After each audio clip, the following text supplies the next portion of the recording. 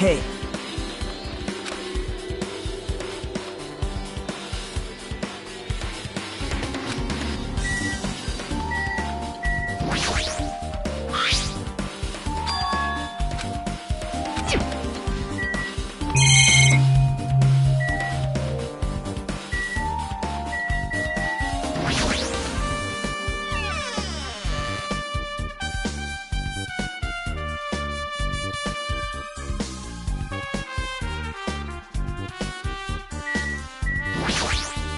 That's weird.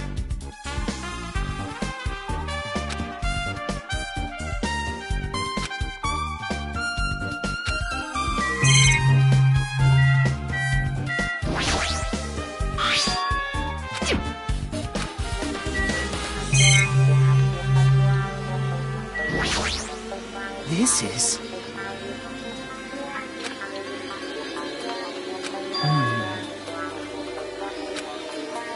Wow.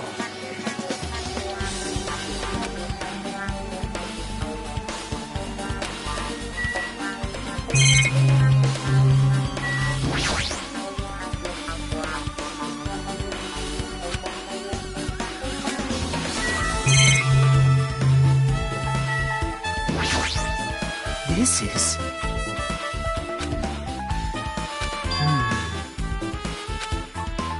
Wow.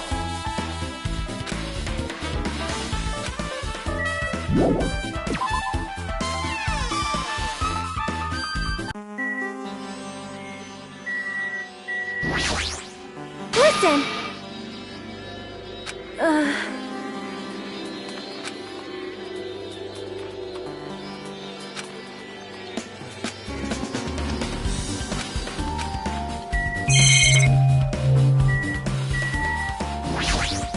Awesome!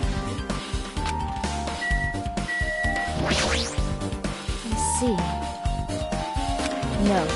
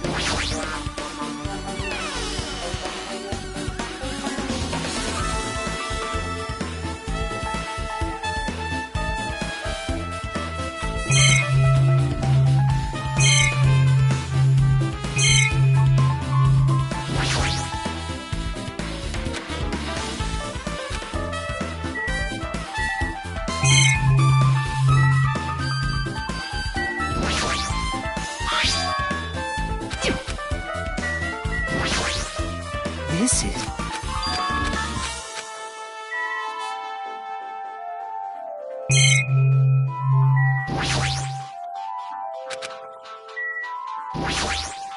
That's weird.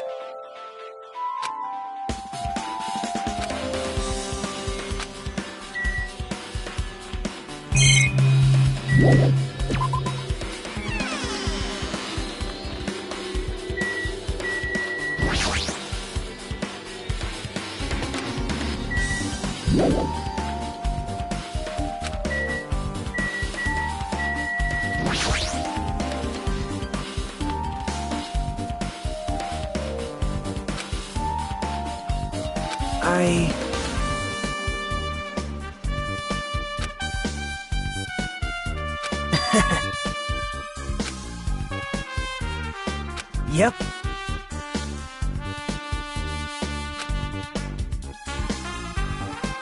Now then.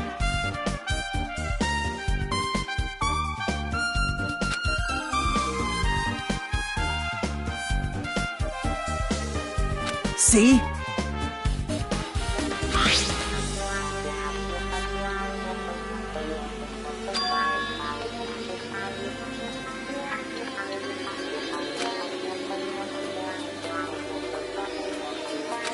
Yep.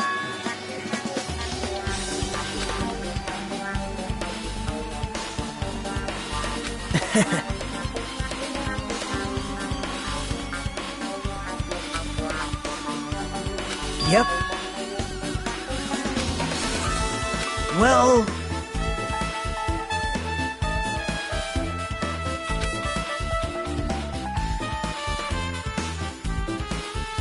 perhaps...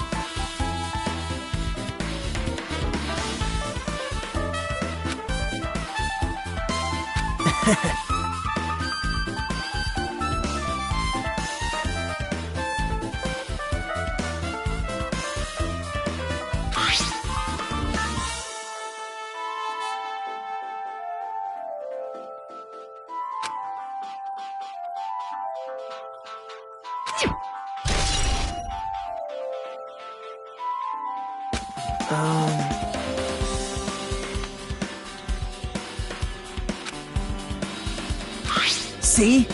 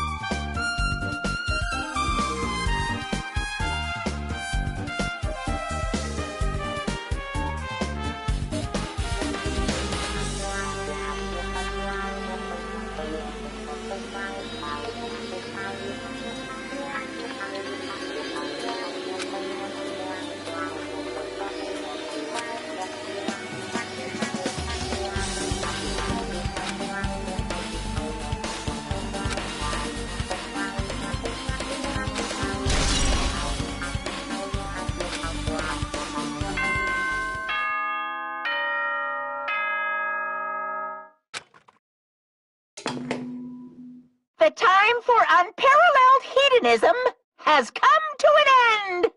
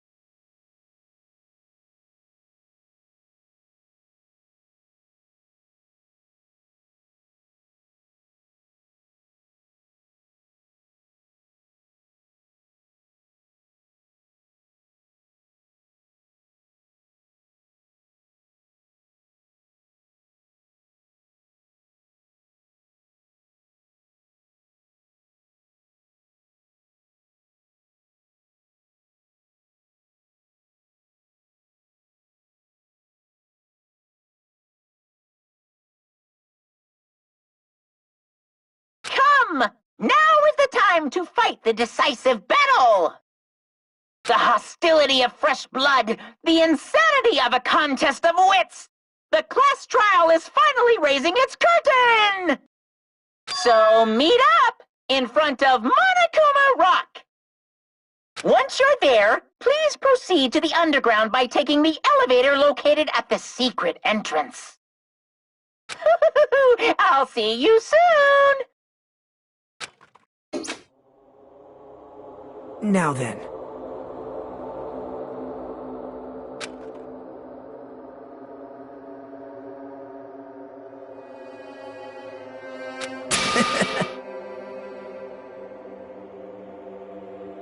All right.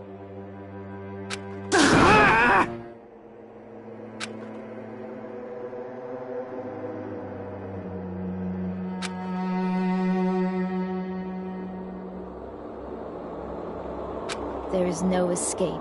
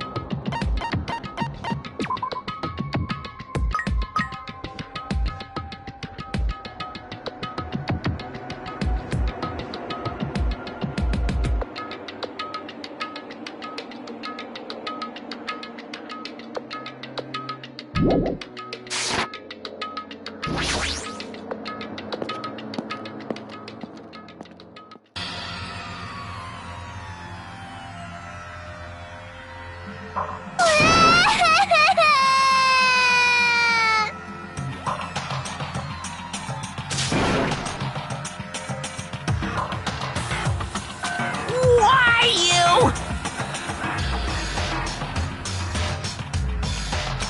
Stop it!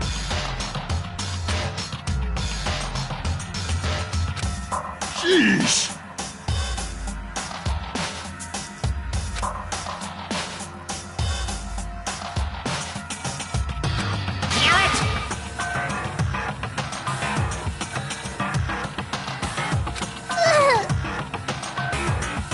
Unbelievable.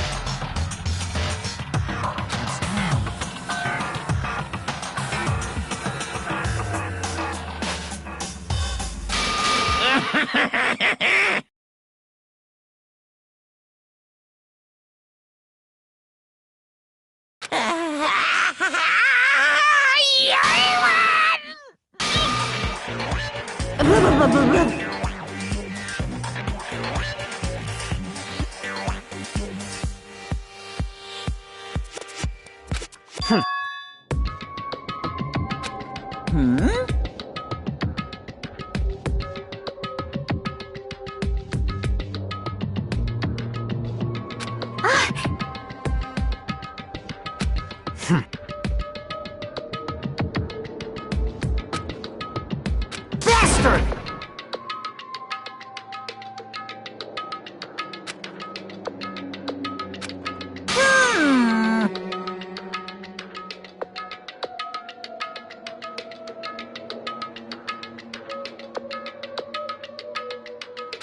way. See ya later! This is bad. Like, Show some spirit!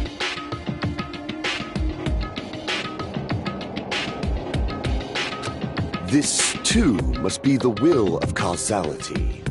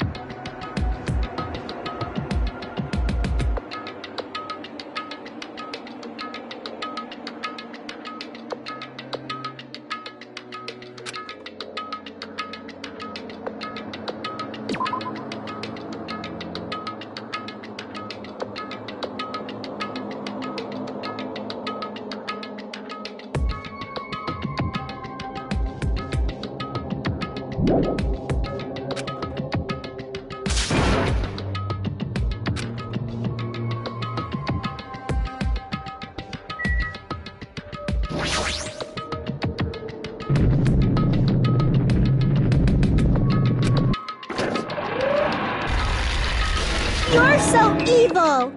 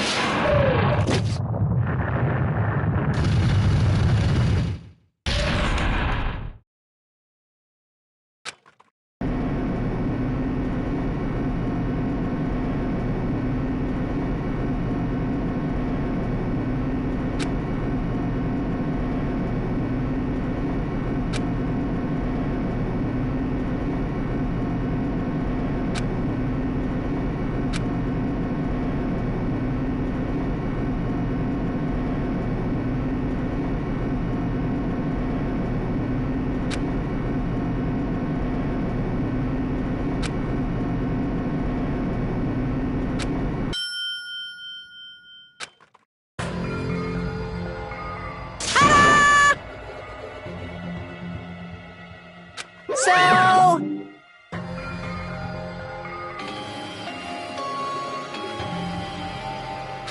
Impossible! That is... No, no! You... Yaha! Like...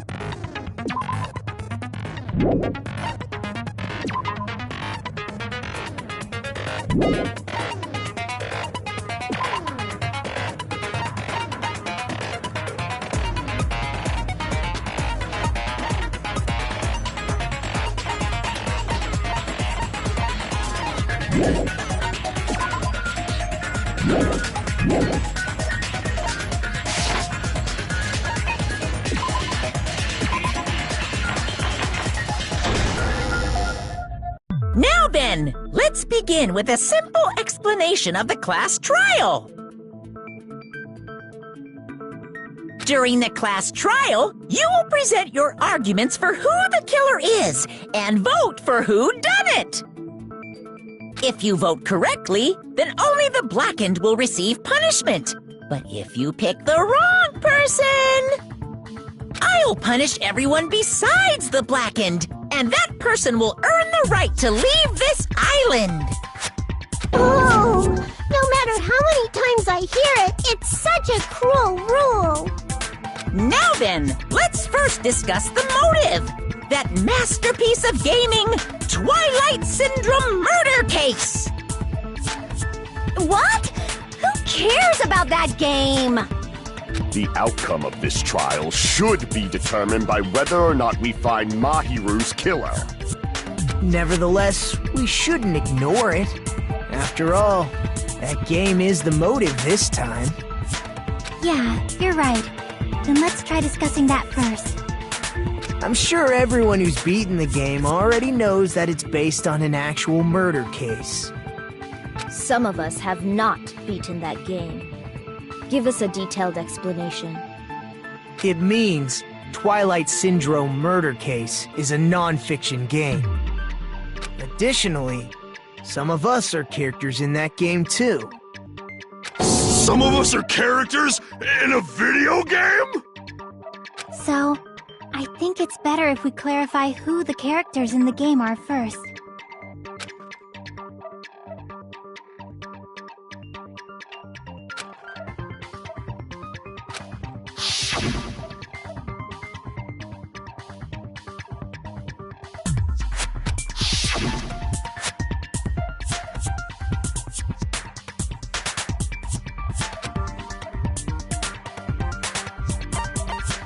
I see! Girl A is probably Mikan Tsumiki. That timid tone. That definitely sounds like Girl A. Based on the list of names in the staff roll, I can't think of anyone else who would be Girl A. Why am I in a video game?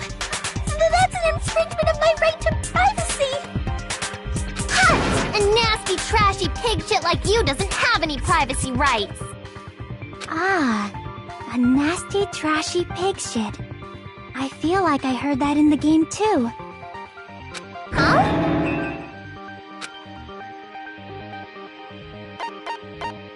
I see! Girl B was short and foul-mouthed. She's probably Hiyoko.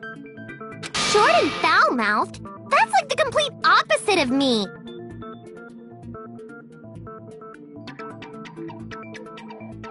Anyway, let's move on.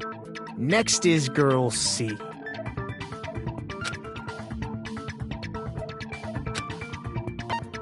I see! Girl C is Ibuki. Girl, see? Then I'll see you next Tuesday!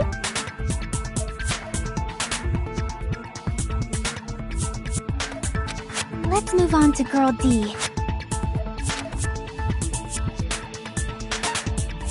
I see! Girl D is Mahiru, the victim in this case. Yeah, that's correct. Let's skip Girl E and talk about Guy F. I see! Aren't you Guy F, Fuyuhiko? I was in a game? That's fucking stupid. That reminds me. Wasn't there another person whose last name was also Kuzuryu? Another person? It was one of the names on the staff roll.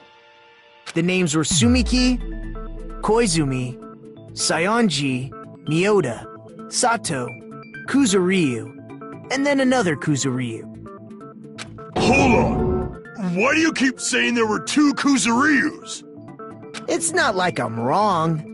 That's how it's written on the staff roll. Since you beat the game, you probably know what this actually means, right?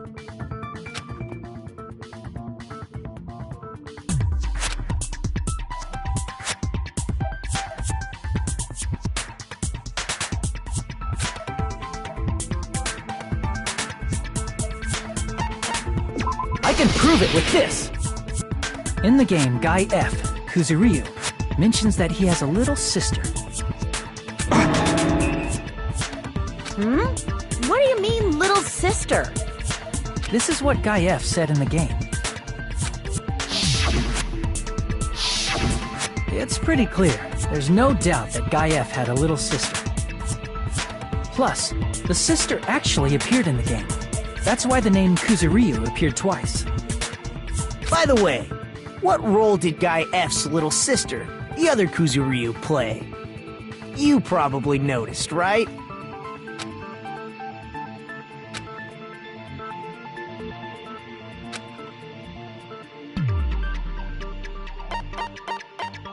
I see! The dead high school girl who was the first victim in the game is the only person I can think of.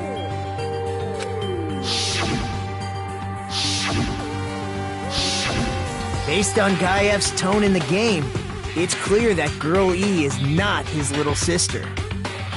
So if the only person left is the dead high school girl, then she must be Fuyuhiko's sister. Why do you sound so fucking happy? That's a winning personality you've got there. Winning personality? Are you praising me? I was being sarcastic, dumbass. Hey, you said the game is a work of non-fiction. That means Fuyuhiko's little sister is... Yeah, I have a little sister. Something wrong with that? It's just a fucking game. Don't go mixing up some video game with reality. It's not just a game. It's definitely based on true events.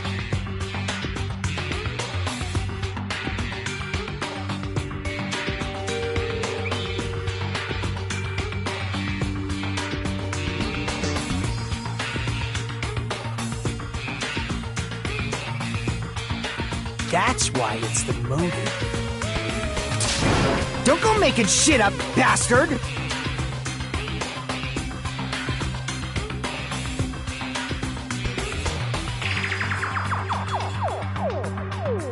If she was the type to die easily, I'd have fucking killed her myself a long time ago. I mean, when I first entered Hope Speak Academy, she was mouthing off to me as usual and set me off. It happened just the other day. About that, you're probably thinking like that because you've lost your memories. Shut the fuck up! You be quiet! I see. So you're never gonna accept that that game is based on true events, huh? Okay, I understand your attitude toward this class trial now. Nagito, you seem to be doubting Fuyuhiko a lot. Do you suspect he's the killer? A mystery that easy would make me feel sad.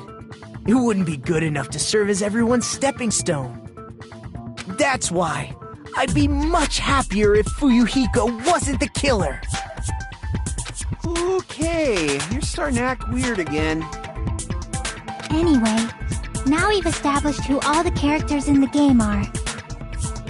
Girl A is Mikan. Girl B is Hiyoko. Girl C is Ibuki. Girl D is Mahiru. Guy F is Fuyuhiko. And the first victim in the game, that dead high school girl, is Fuyuhiko's little sister. That's just a story in a fucking game. If so, then Girl E is Miss Sato. Could it be? The same Miss Sato who likes white rice? I don't know what Sato you're talking about, but I don't think she's relevant to this case. Maybe it's related to Gundam's last name, since they're both really plain names.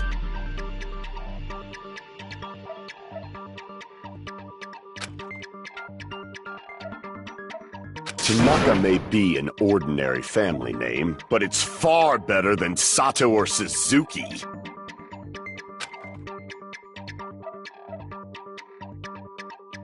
Hey, no one cares about that. Hurry up and talk about the mystery of the game. Huh? What do you mean, mystery of the game? My, you don't know. I heard that Girl E got killed. What? No way! Is that true? Getting killed is so violent, don't you know? My, such awful times we live in. Why did this happen? You guys are definitely friends.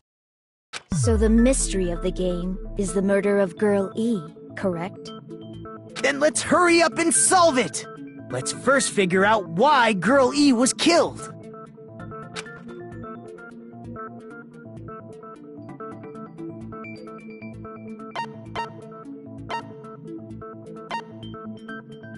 I see!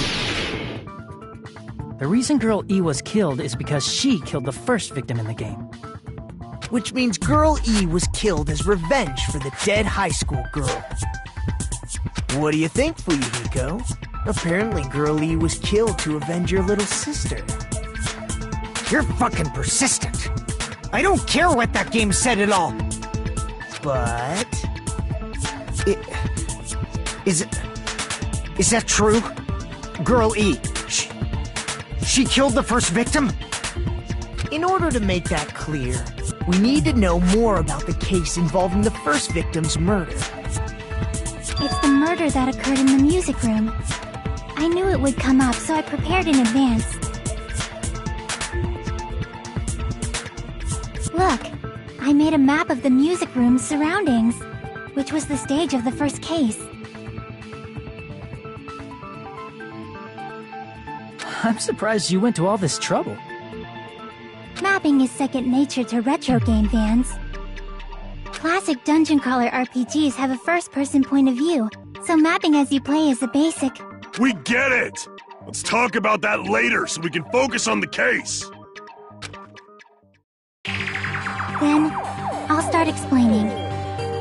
Girl A, Girl B, Girl C, and Girl D were at the entrance hall when they heard the sound of glass breaking. Immediately, they climbed the stairs to the second floor and headed to where they heard that sound. Girl E was in front of the music room on the second floor, and she confirmed that the sound came from in there. But the door to the music room was locked.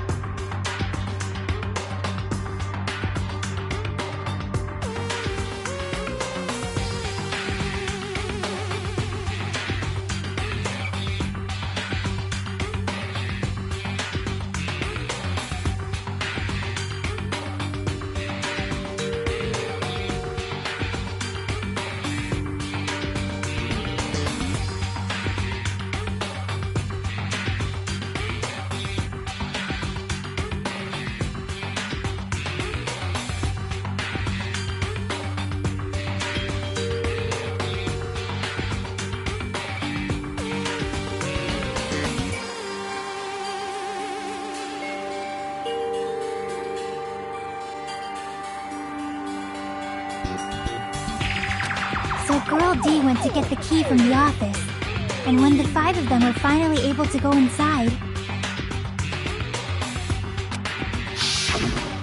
they found the victim's body, dead from a blow to the head. Because the music room's window was broken, the girls thought the killer escaped through there. The sound of breaking glass that they heard at the entrance hall seemed to confirm that.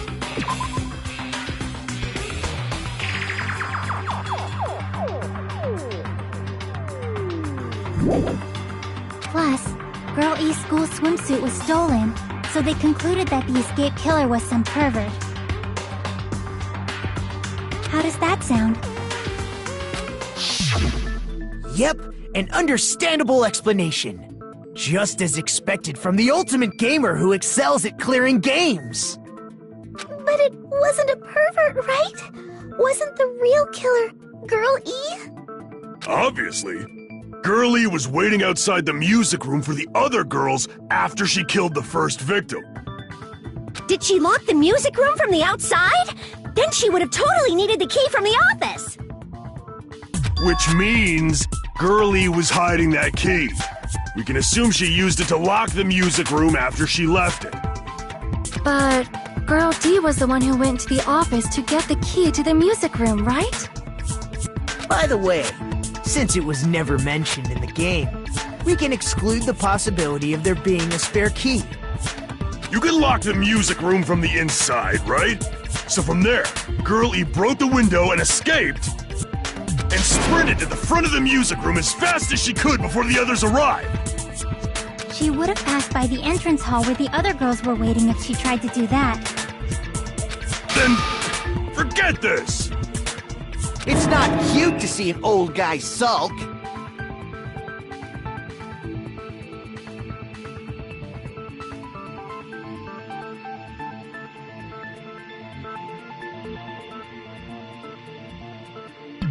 Hey, is Girl E really the killer? We haven't reached an answer yet.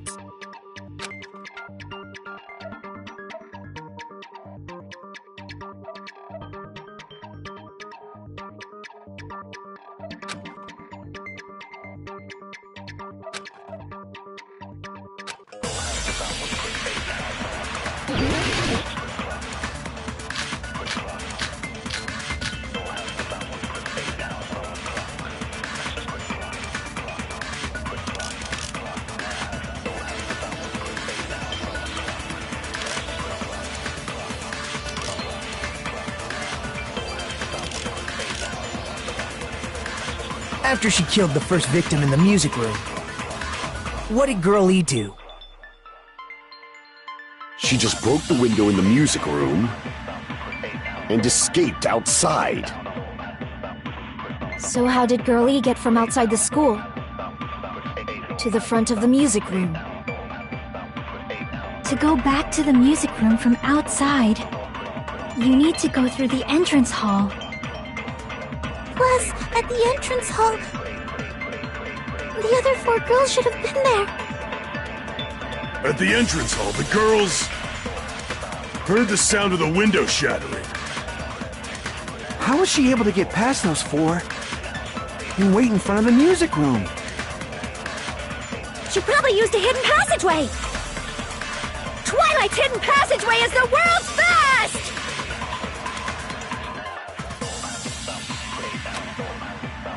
After she killed the first, what did Girl E do? She just broke the window and escaped out. So how did Girl E to the front of the music? To go back to the you need to go through the entrance. Plus, at the other 4 girls... At the entrance hall, heard the sound of the window shattering. No, that's wrong!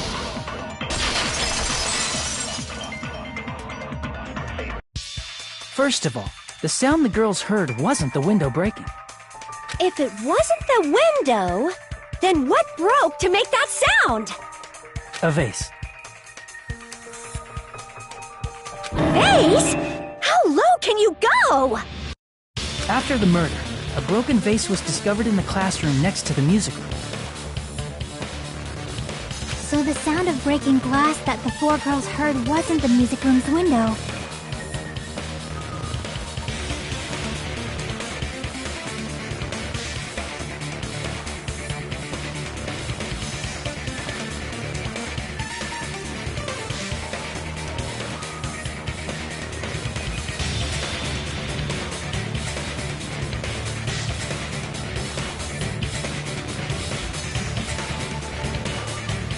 It was the sound of the vase breaking.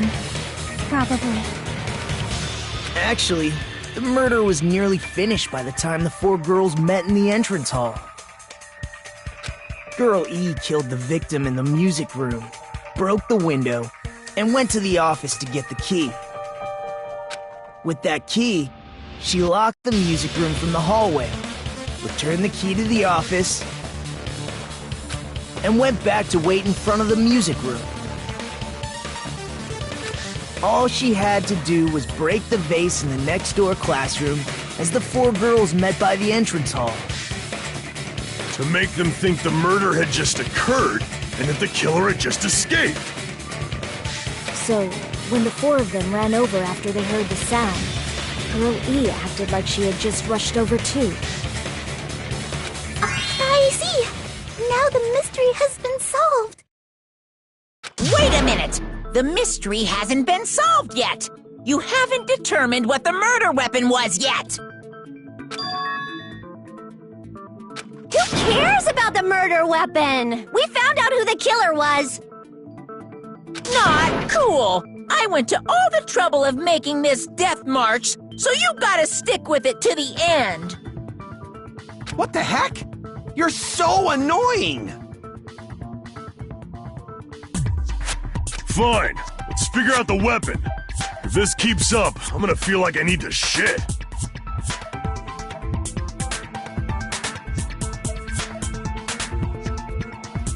Which means I'll feel disgusting. You're the disgusting one. The weapon is pretty unconventional. The answer was revealed in the game, though. Now then, will you guys be able to figure it out?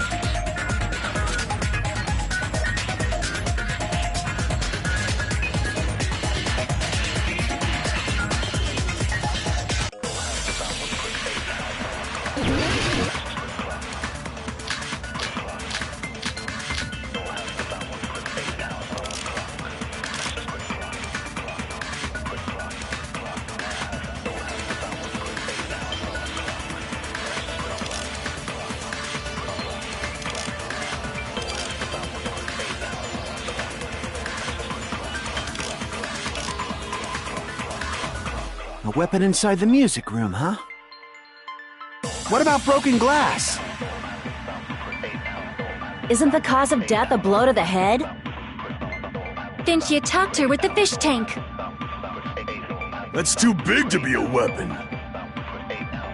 Then the piano. Why are you going even bigger? The investigation conducts universal chaos. It's on that big a scale, too? How about beating her with gravel instead? If it's a weapon that was used to beat them to death, it should have had bloodstains. Was there a weapon with bloodstains on it? She beat her to death with her fists!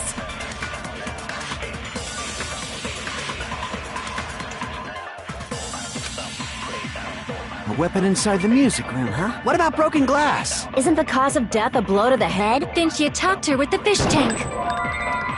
That's too big to be a... Then the piano. Why are you going The investigation. It's on that big a... How about beating her with... If it's a weapon that was... It should have had... Was there a weapon with... She beat her to death with her fists! A weapon inside the music. What about broken glass? Isn't the cause of death a... Then she attacked her with the fish tank.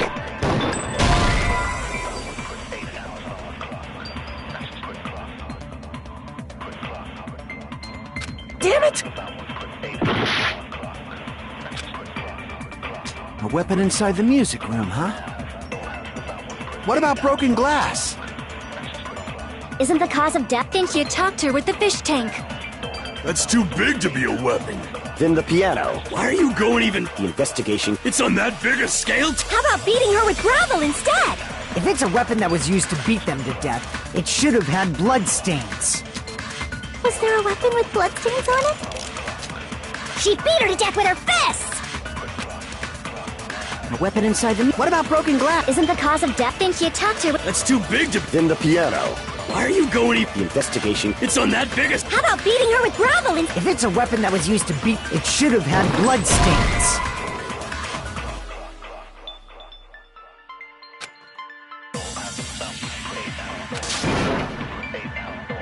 Damn it! A weapon inside the music room, huh?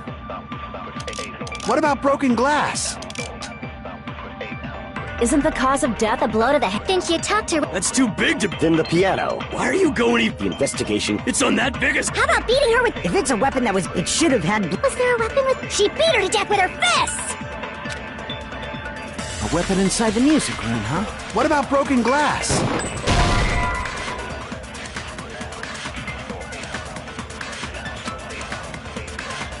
Damn it!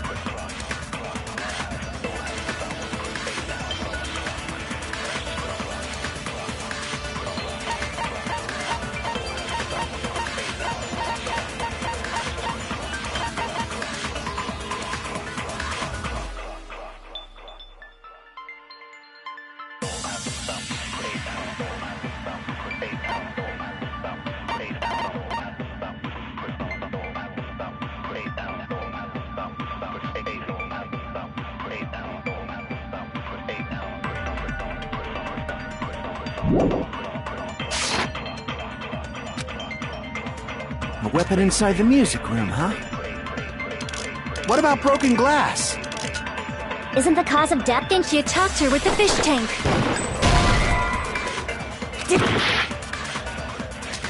A weapon inside the music room. What about broken glass? Isn't the cause of death? Think she attacked her with... That's too big to... Then the piano. Why are you going... The investigation. It's on that big a scale. How about beating her with If it's a weapon that was used to... It should have had blood stains.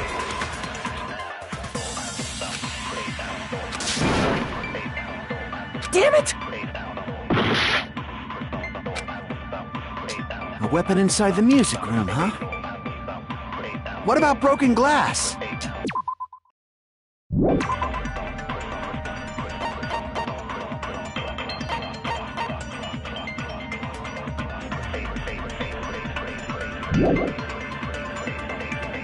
Isn't the cause of death a blow to the head? Then she attacked her with the fish tank. That's too big to be a weapon. Then the piano. Why are you going even bigger? The investigation conducts universal chaos. It's on that big a scale, too? How about beating her with gravel instead? If it's a weapon that was used to beat them to death, it should have had blood stains. Was there a weapon with bloodstains on it? She beat her to death with her fists!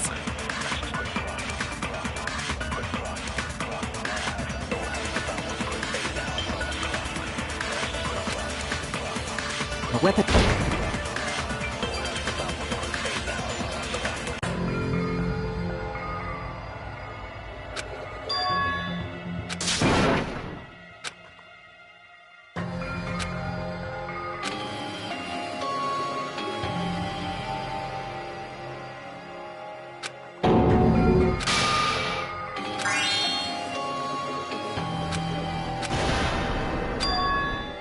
This is our end?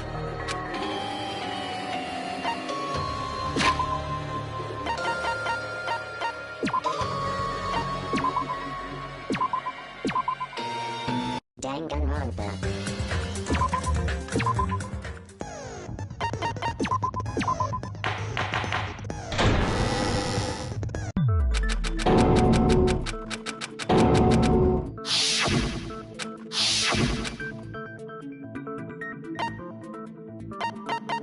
I see! Girl... I see!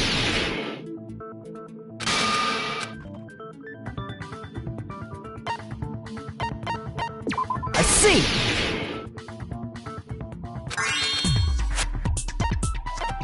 I see! I see!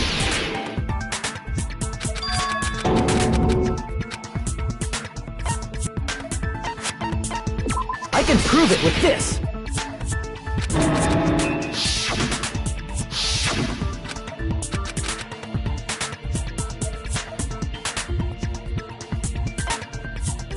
I see!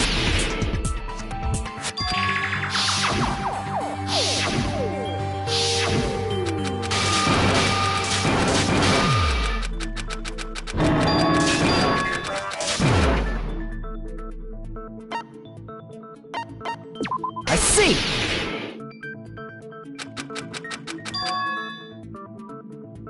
Look, I made a map of the music room's surroundings, which was the stage of the first case.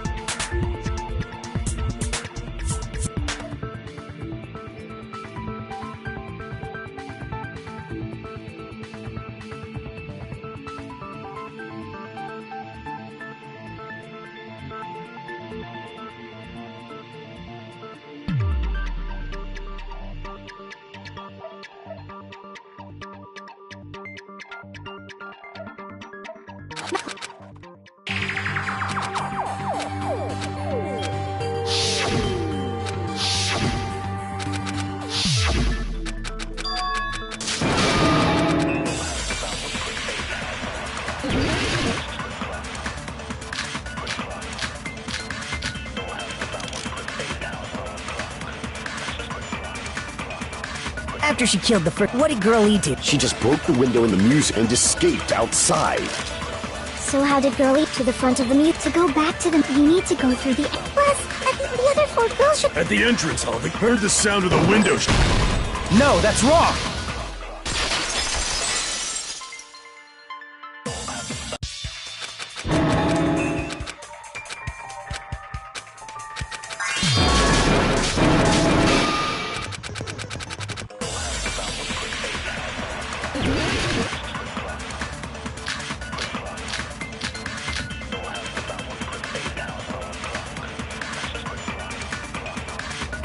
A weapon inside the music room, huh? What about broken glass? Isn't the cause of death a blow to the head? Then she attacked her with the fish tank. That's too big to be a weapon. Then the piano. Why are you going even... The investigation conducts universal chaos. It's on that big a scale, too? How about beating her with gravel instead? If it's a weapon that was used to beat them to death, it should have had bloodstains. Was there a weapon with bloodstains on it? She beat her to death with her fists!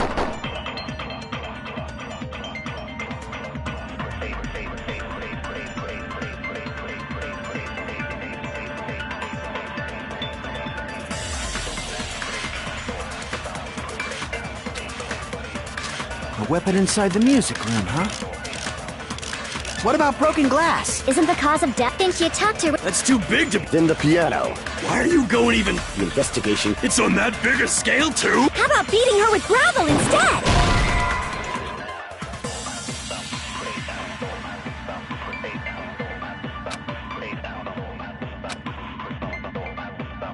Damn it! A weapon inside the music room, huh? What about broken glass? Isn't the cause of death a blow to the head? Then she attacked her with the fish tank. That's too big to be a weapon. Then the piano. Why are you going even... The investigation. It's on that big a... How about beating her with gravel? If it's a weapon that was used, it should have had bloodstains. Was there a weapon with bloodstains on it? She beat her to death with her fists!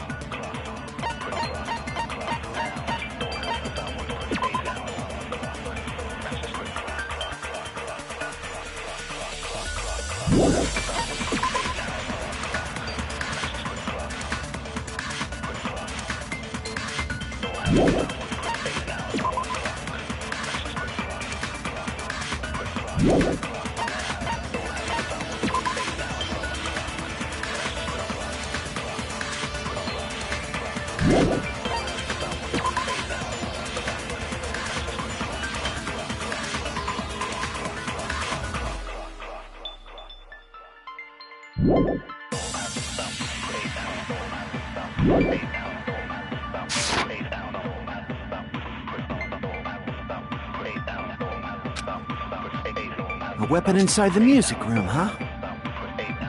What about broken glass? Isn't the cause of death a blow to the head? Then she attacked her with the fish tank. That's too big to be a weapon. Then the piano. Why are you going even bigger?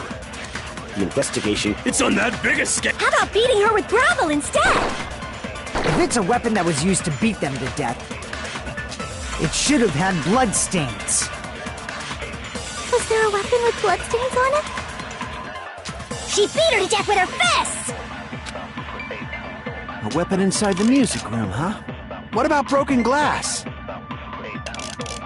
Isn't the cause of death? Then she attacked her with the fish tank. That's too big to... Then the piano. Why are you going even... The investigation. It's on that big a scale. How about beating her with gravel? If it's a weapon that was used, it should have had bloodstains. A weapon inside the... What about broken glass? Isn't the cause of death? Then she attacked her with the fish tank. That's too big to be a weapon. Then the piano. Why are you going even... The investigation. It's on that big a... How about beating her with gravel instead? If it's a weapon that was, it should have had bloodstains. Was there a weapon with blood? She beat her to death with her fists! A weapon inside the... What about broken glass? Isn't the cause of death a blow? Then she attacked her with the fish tank. That's too big to be... Then the piano. Why are you going... The investigation. It's on that biggest... How about beating her with... If it's a weapon that was used, it should have had blood stains. A weapon inside the music room, huh? What about broken glass?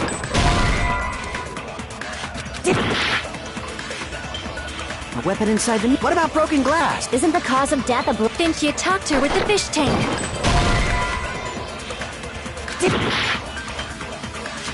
A weapon inside the music room, huh? What about broken glass? Isn't the cause of death a blow to the head? Then she attacked her with... That's too big to... Then the piano. Why are you going... The investigation. It's on that biggest... Scale... 2?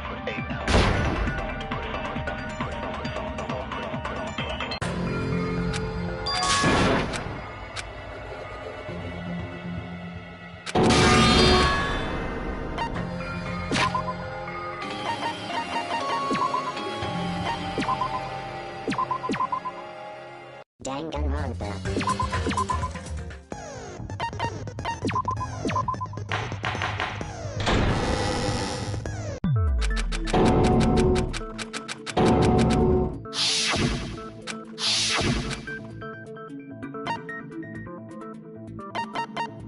I see!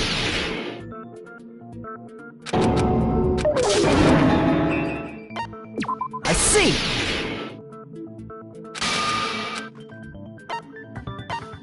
I see!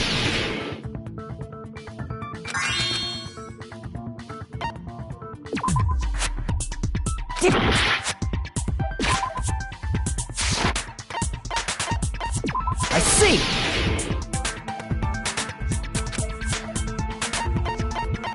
I see!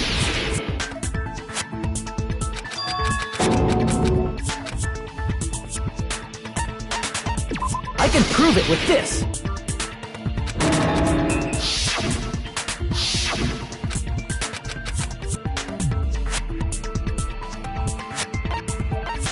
I see!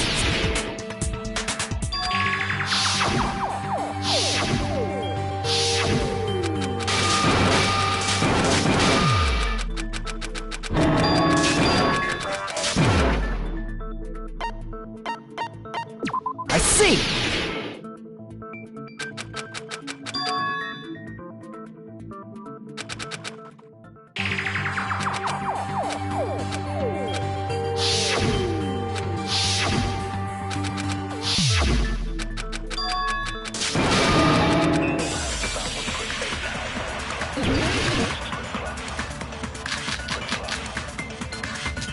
After she killed the first victim in the music room, what did Girl E do? She just broke the window and escaped out. So how did Girlie to the front of the mute? To go back to them, you need to go through... Plus, I think the other 4 girls... At the entrance, I heard the sound of the wind...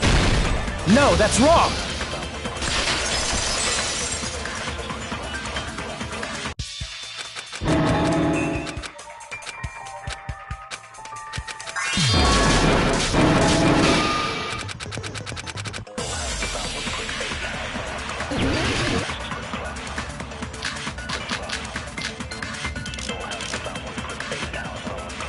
A weapon inside the... What about broken glass? Isn't the cause of death? Then she attacked her with... That's too big to be... Then the piano. Why are you going... The investigation conducted. It's on that big escape... How about beating her with gravel instead?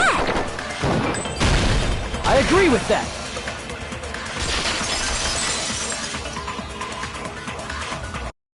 I got it! The killer must have used gravel to attack the victim.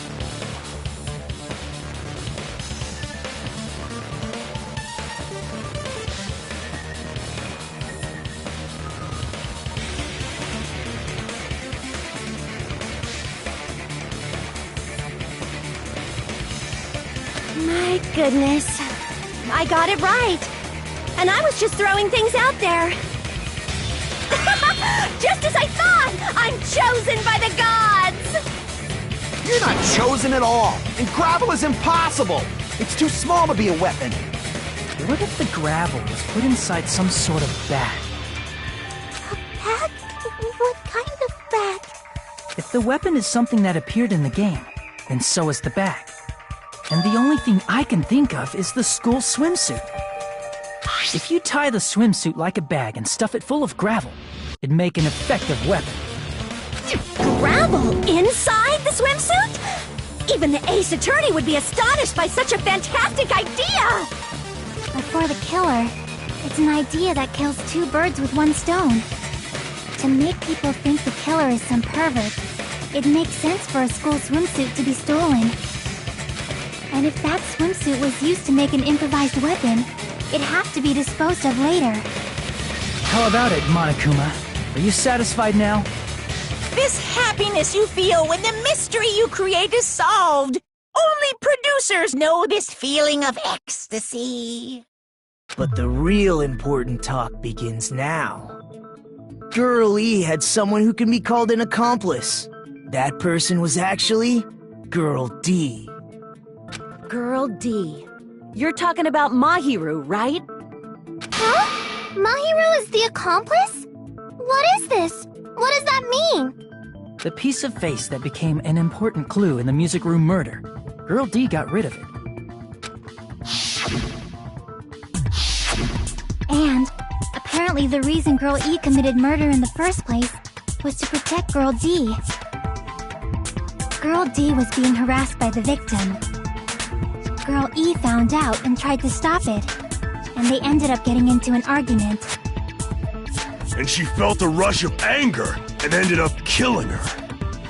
But she should have had a clear murderous intent.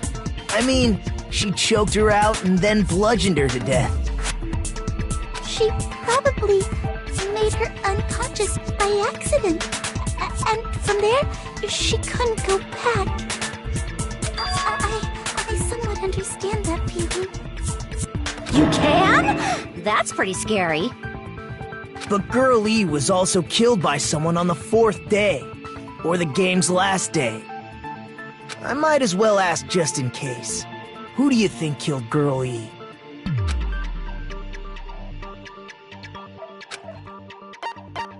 I see!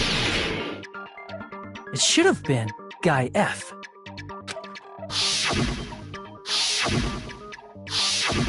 A scenario where Guy F murders Girl E out of a burning, hellfire desire to avenge his murdered sister. But Guy F is... What? It's just a story in a video game, isn't it? That's all you can say. If that game is telling the truth, it'd be a huge problem for you. Hey, clear this up for me. Those of you who appeared as characters in the game, do you remember this incident? I'm terribly sorry, but...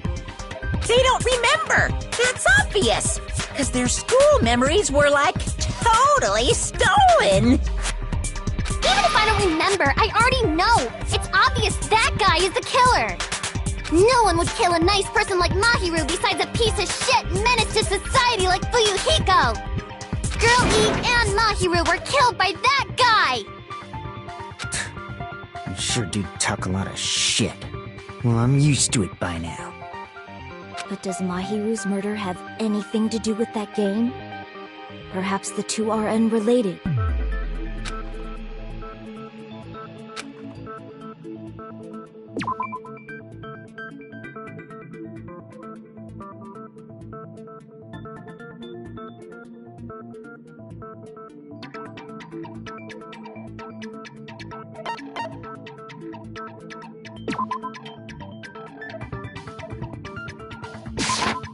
I can prove it with this! I'm not sure the two events are unrelated.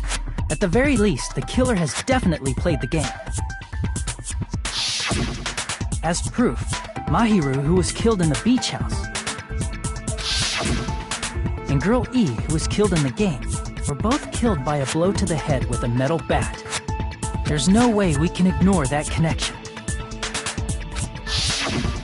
Someone must have wanted to split her head open the exact same way they avenged the first victim. Hey, why don't you confess already? You're the one who killed Mahiru, right? You better cut that out right now! There is no way a stupid game could be the motive! You're dumb enough to believe that stupid game, and that's why you killed her as revenge! If you keep making up your mind like that, we're just going to go around in circles. And it's true Fuyuhiko may look suspicious, but don't you think that'd be too obvious? What are you... I mean, there's a possibility that it's a trap set by the true killer. Trap? What do you mean? The true killer played that game, and most likely found out about the relationships between the characters. That person could be using that knowledge to try to set up Fuyuhiko. Are you saying that a completely different killer murdered Mahiru and used the game motive as their cover? Isn't that what happened, Hiyoko? Huh? Don't you understand? I'm saying you might be the true killer. What is this? Like, I can only laugh. What are you even saying, you nasty toilet-clogging bitch?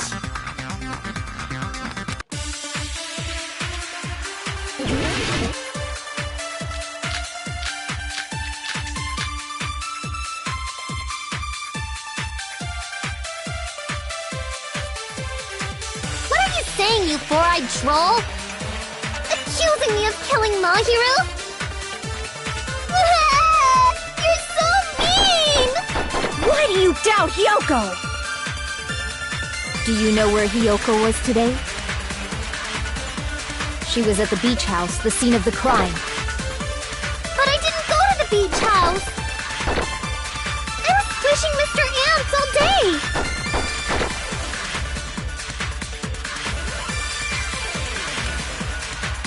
What are you saying, you four-eyed troll?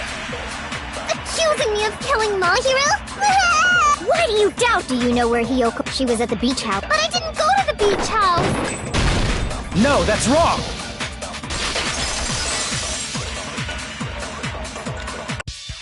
Wait a minute. You should have been at the beach house, Hiyoko. Seriously, I told you I didn't! But these footprints in the sand in front of the beach house, aren't they yours? I don't have such ugly footprints! They're probably Mikan's based on how ugly they are. Don't decide that based on ugliness! Huh. They're not Hiyoko's footprints? That's strange. The footprint I collected from your room matches these footprints perfectly. Collected? I never gave you permission to collect that, you nasty pedo! Plus, the footprints left in the sand were facing away from the beach house. Which means, when the owner of these footprints went inside the beach house, they used a different entrance. A different entrance? Are you talking about the door facing the road that Mahiru's body was leaning against? Are you saying when that person went inside the beach house, the body hadn't appeared yet? The door was still accessible when they went in, and wasn't when they left. Which means something happened in between those two events. Isn't that right, Hiyoko? Ah! I remember now! I remember when I went to the beach house!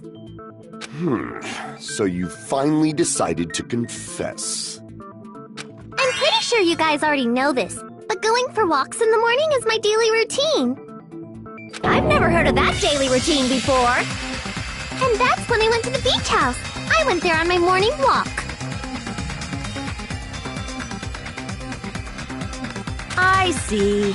If you went there during your morning walk, that doesn't have anything to do with the case at all. Don't believe her so easily, dumbass! She's obviously lying! Huh? It's a lie? People who call other people liars are usually liars themselves. If you say I'm lying, prove it. Can you even prove that I'm lying? There's no way a bunch of worthless idiots like you guys would be able to do that.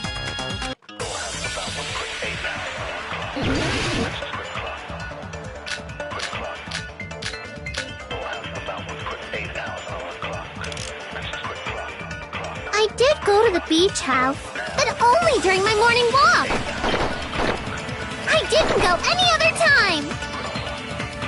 Then you didn't meet up with Mahiru at the beach house?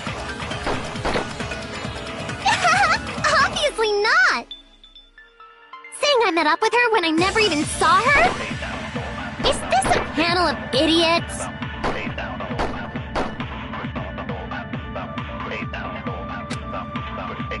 I did go to the... but only during my morning walk. I didn't go any other time. Then you didn't meet at the beach house? Obviously, saying I met up with her when I never even saw her?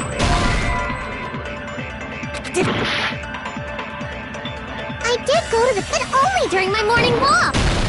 No, that's wrong!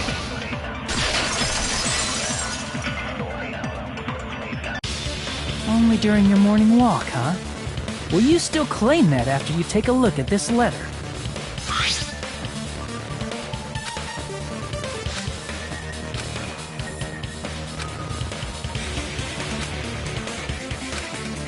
That letter! It's the one Mahiru had, right? I see. So Hiyoko was able to arrange a meeting with Mahiru by exchanging letters with her. What is that letter? I'm serious, I don't know. Oh, snap! I remember now! I totally saw you! Huh? Me and Hajime met up at the diner around 3 p.m. to go to the beach. I saw you about 30 minutes later, so it should have been around 3:30 p.m.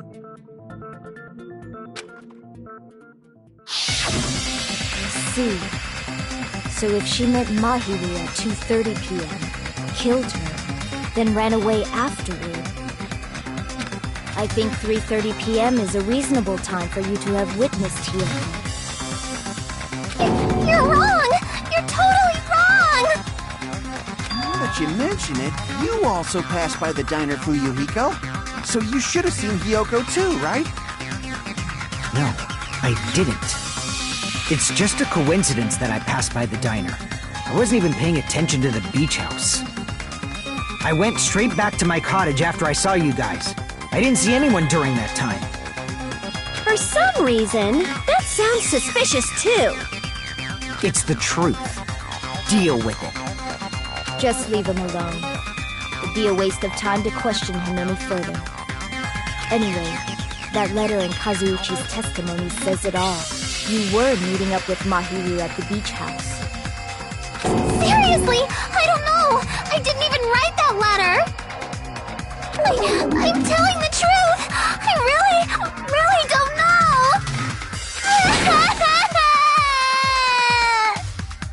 Is she really crying? Or is she faking it? She's probably faking it. We can assume she summoned Mahiru with the intention of killing her all along.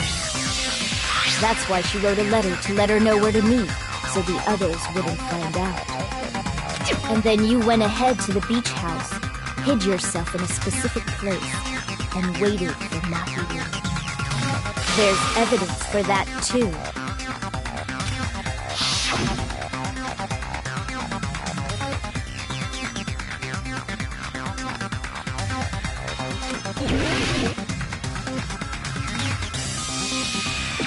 Here!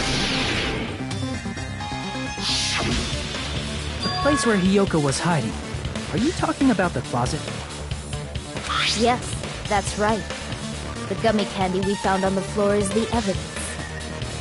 Hiyoko, your favorite candy is gummies, correct?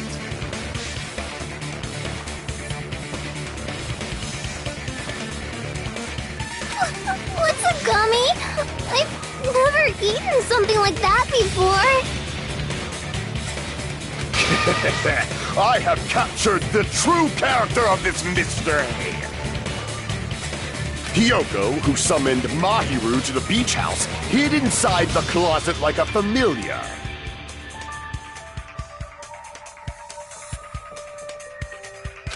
When she saw her chance, she attacked her like an evil spirit and left the beach house like a swift wind. But Hiyoko miscalculated that Mahiru's body would be blocking the door at that time. Because of that, she was only able to leave from the beachside door and ended up leaving her footprints.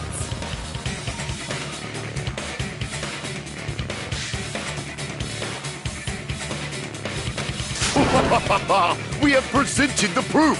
My 4 dark devas of destruction didn't even need to come out! It's a trap! This is obviously someone's trap! Who's someone? Whose trap is it? It must be that one person! You know, the one with the mask, maybe? The one with the mask?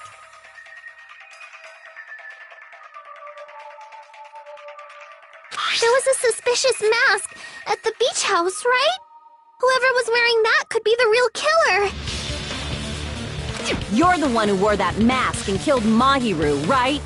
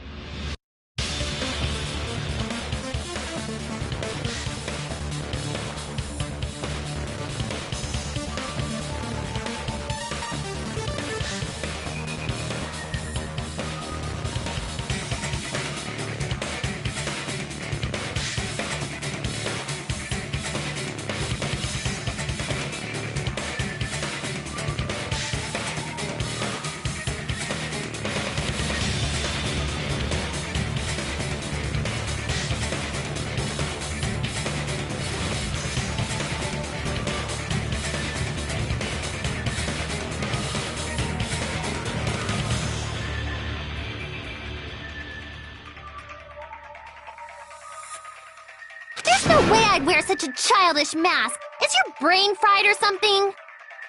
That is right. It cannot be Hyoko. That mask belongs to Sparkling Justice!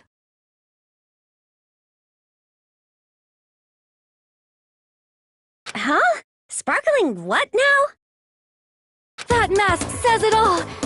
Sparkling Justice is hiding on this island! Which means the legendary serial killer Sparkling Justice is the one who killed Mahiru!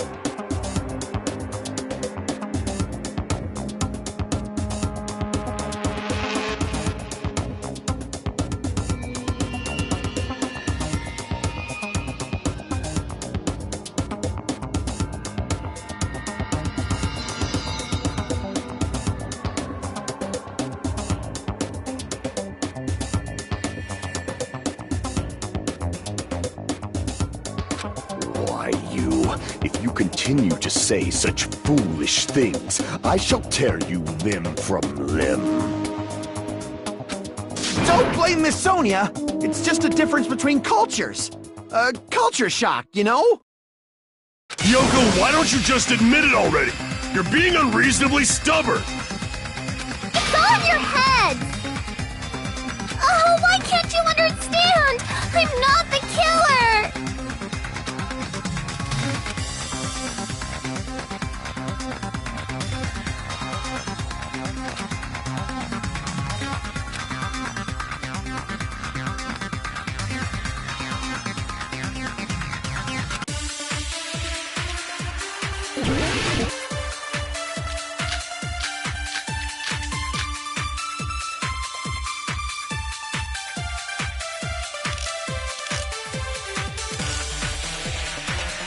I shall render my verdict upon this mystery's conclusion. Hyoko is the sinner who killed Mahiru! I'm telling you, it's a trap! There's no doubt! You went to the beach house, right?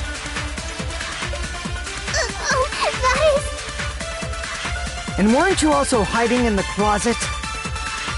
So that's when you dropped the gummy! You waited for your chance to kill Mahiru. And afterward, you fled from the beach house! At the time, the door facing the road was blocked by the body. So you were forced to flee from the beachside entrance. And that's how you left your footprints!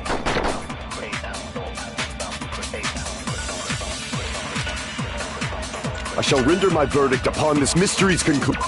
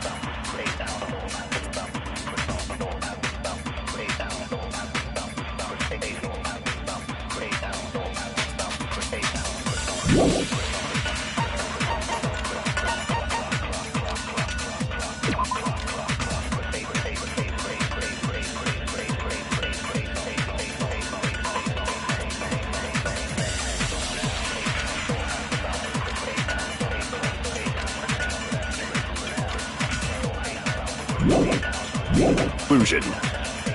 Hiyoko is the sinner who killed Mahiru! I'm telling you, it's a trap! There's no doubt! You went to the beach house, right? Oh, that is... And weren't you also hiding in the closet? So that's when you dropped the gummy! You waited for your chance to kill Mahiru, and afterward, you fled from... At the time, the door was blocked by the body. So you were forced to... And that's how you left your footprints!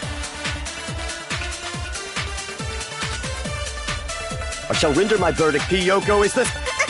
There's no doubt! You went to the beach house! And weren't you also hiding? So that's when you dropped... No, that's wrong!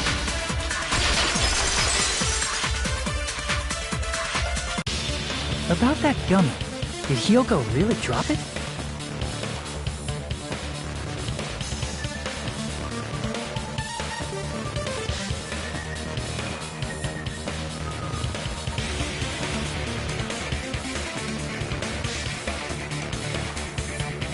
The only one childish enough to eat gummies is that midget over there. You're a midget too, you know. You're the one who worries about never getting taller. It's true Hiyoko likes to eat gummies, but she only eats a specific brand.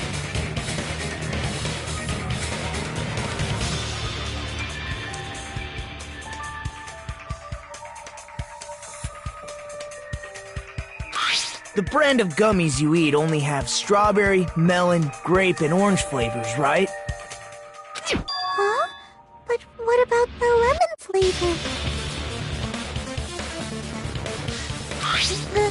The gummy at the crime scene is yellow, so it obviously looked like it was lemon flavored.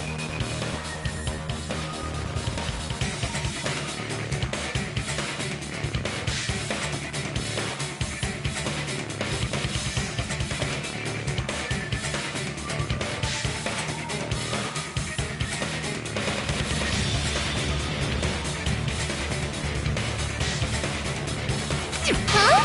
That gummy is yellow?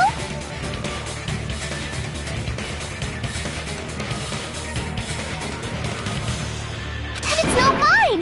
The ones I eat don't have any yellow gummies! What? That's right. None of the gummy bags in her cottage had any yellow ones. Then we can't assume Hiyoko is the one who dropped that yellow gummy. See? Didn't I tell you? It's definitely a trap! Damn it! Who would set a trap like this? I'll get my revenge! I'm gonna bop you on the head with all my might! Hold on, you little bitch! You think you're in the clear just because of a little gummy? Don't be stupid, I'm not done backing you into a corner yet!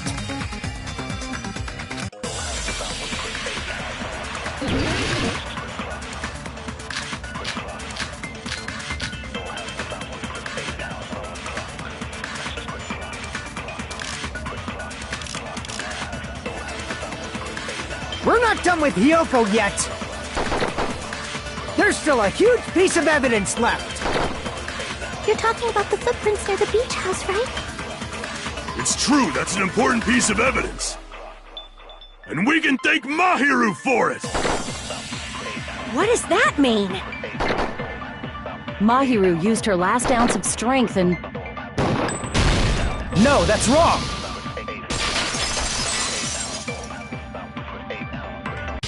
Mahiru didn't block the door. Her death was instant. Instant death? According to my autopsy, yes, there's no doubt that Mahiru died instantly.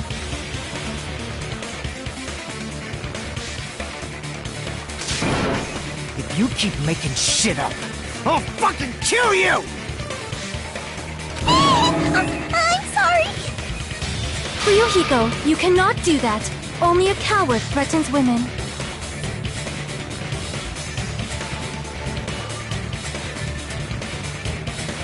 I'm pretty sure her death was instant, too.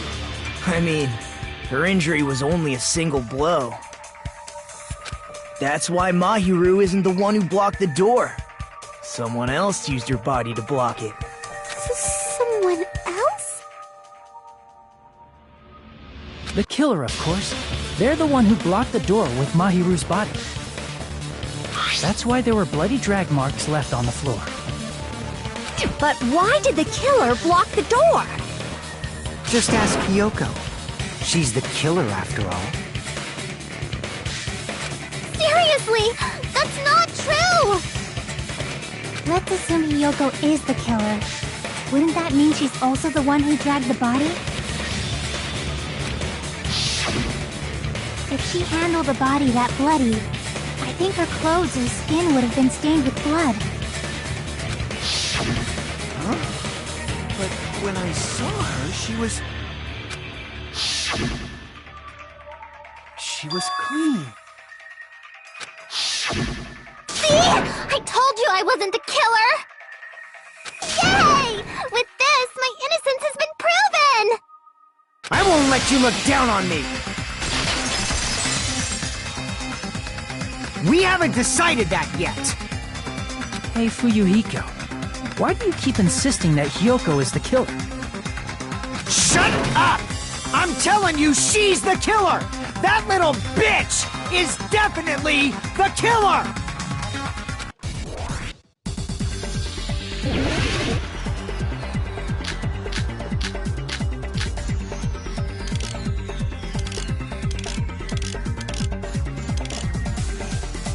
If Mahiru didn't block the door, then Hiyoko did it!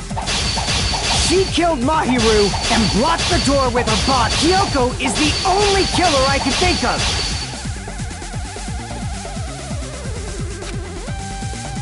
If Mahiru didn't block the door, then Hiyoko did it!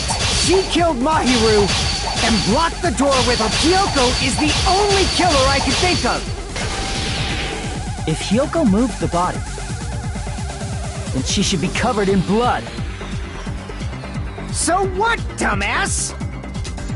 There's a shower room inside the beach house.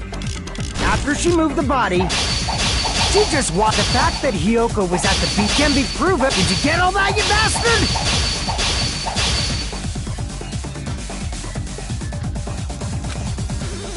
So what, dumbass? There's a shower room inside the beach house. After she moved the body, She just washed it off in the shower. The fact that Hiyoko was at the can be proven by the footprints in the sand. Did you get all that, you bastard?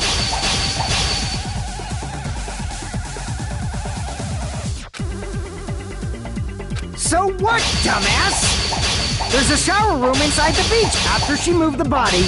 She just washed it off in the shower. The fact that Hiyoko was at the can be proven by the footprints in the sand. Did you get all that, you bastard?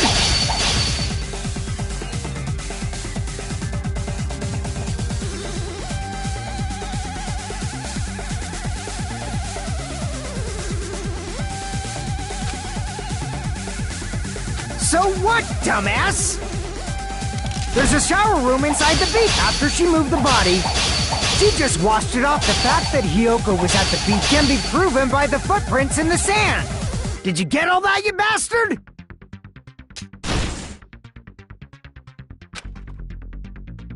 So what, dumbass? There's a shower room inside the beach after she moved the body.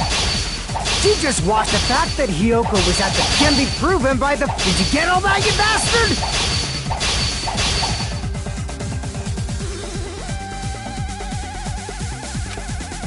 So what, dumbass? There's a shower room inside the... After she moved the body, she just washed it off in the shower.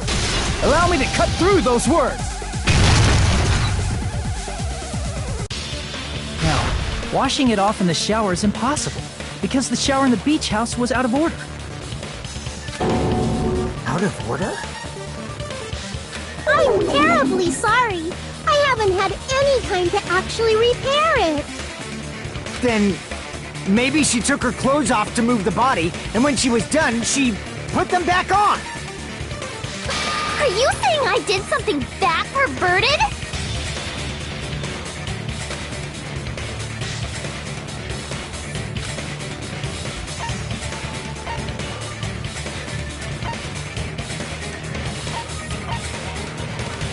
I see! Listen to me, Fuyuhiko. Hiyoko mentioned this before.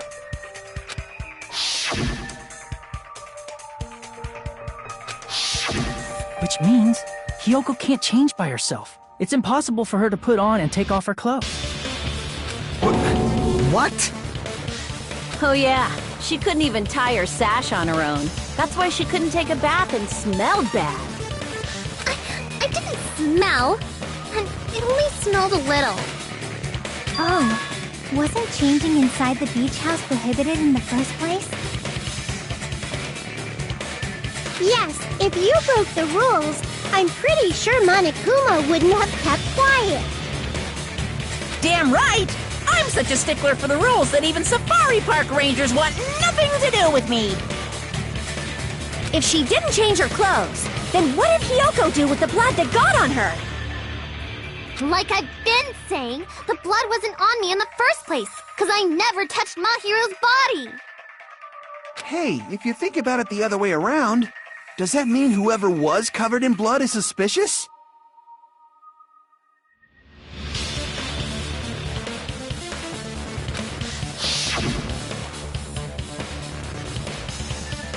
Because if so, I believe Akane was soaked with blood when we all met up to go to the beach.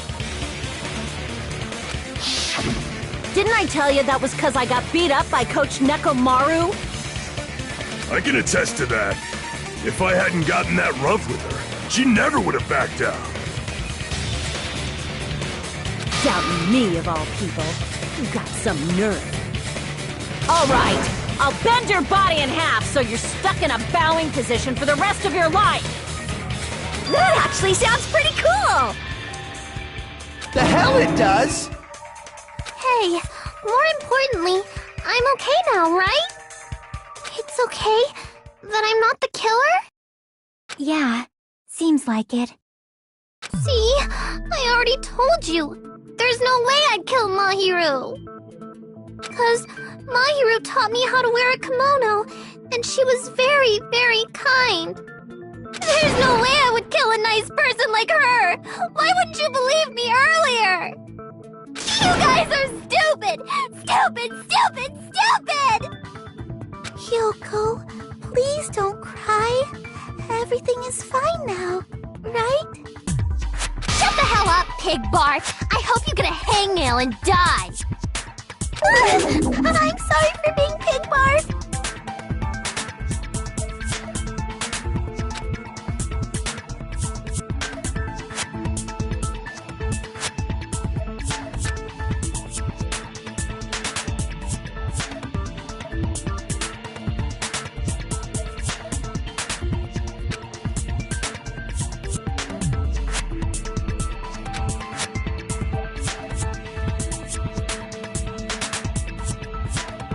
Hey, Hiyoko. Now that our suspicions have been addressed, can you tell us the truth? Huh? Even though you're not the killer, you still went to the beach house, right? Like I said, it was a trap! Yeah, I got that already, so... Can you give us the details about that trap? I would like to know too. It might lead to some kind of clue. Fine. You want me to talk, huh? Earlier this morning, Mahiru was the one who came up to me. She asked if we could meet up later. Huh? But didn't you say earlier...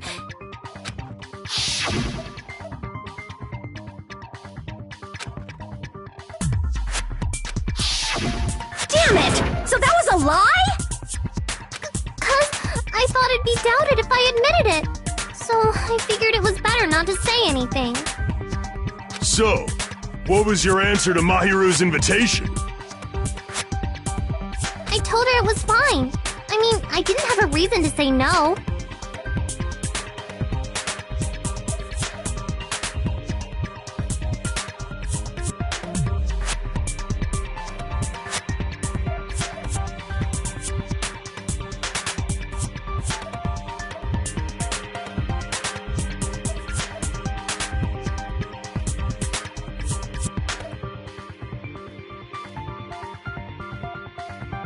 Unlike everyone else here, Mahiru was someone I wasn't embarrassed to be seen with.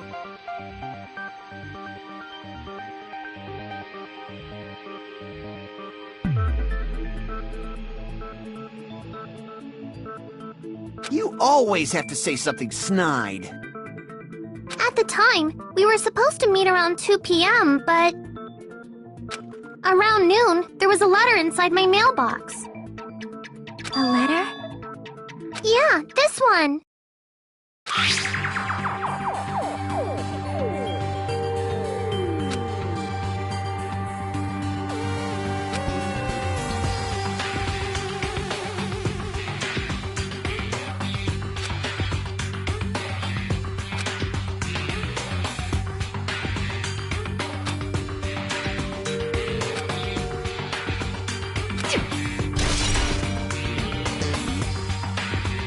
I saw this letter and went to the beach house at that time.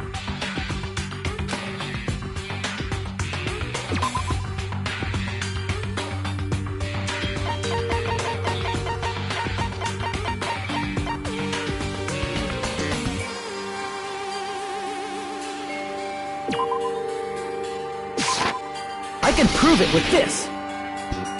This letter. Doesn't it look like its contents are different from the letter Mahiru had?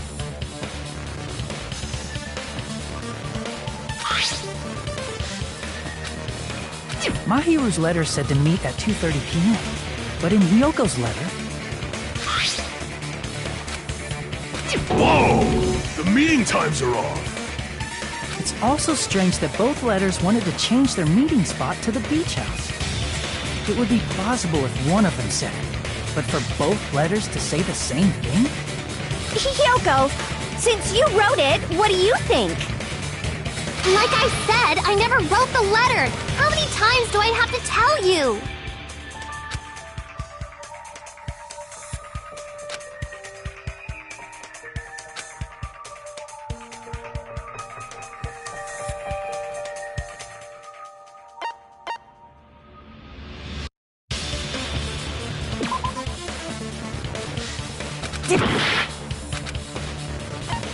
I see! The killer must have forged both letters. The killer forged them so they could manipulate their actions. Yeah, that's how we should think about it. That seems very likely. In fact, if you compare both letters... Confirm! Just as I assumed, the handwriting is the same. The content of the letters matches too. Like this part. I was going to tell you in person, but I couldn't find you, so I put this in your mailbox. This part. It seems there's someone who wants to interfere with our meeting. And this part. Let's keep it a secret. Until then, let's try not to see each other for a while. The killer forged both of those letters! In doing so, they were able to control Hiyoko and Mahiru to do their bidding, like a netherworld puppeteer. So they completely tricked me. And then Mahiru's killer! How mean! Give me back Mahiru! Really? This is really terrible. I've offered to help so many times, but the killer this time didn't discuss their plan with me at all. It's all my fault. I'm so ashamed of being unreliable. Here we go again. Once we let our guard down, this happens. We can just lightly punch him to death later. So based on what the letter said, you went to the beach house at 2 p.m., right, Hiyoko? What's most important is what happened afterward. What on earth happened there? I fell asleep! Why'd you fall asleep? It's not like I wanted to. I think I was forced to get a whiff of some kind of medicine or something. Medicine?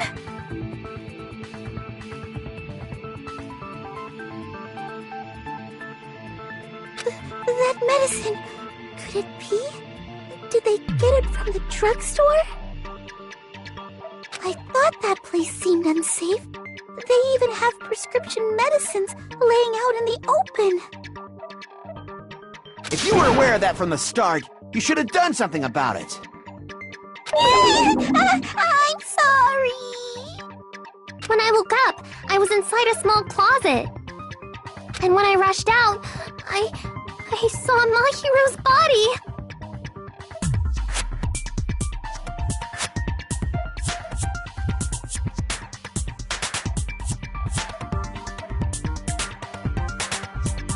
And that's why you ran out of the beach house in such a panic! I was scared. I was really, really scared.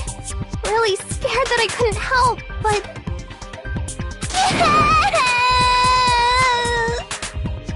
The killer probably planned to frame Hiyoko from the start. And for that reason, they summoned Hiyoko before Mahiru, put her to sleep, and shoved her inside the closet. So their reason for blocking the door with Mahiru's body was to make Hiyoko leave her footprints as evidence. Everything was done to frame Hiyoko as the killer. That's horrible! I didn't do anything wrong, and I was framed by Mahiru's killer!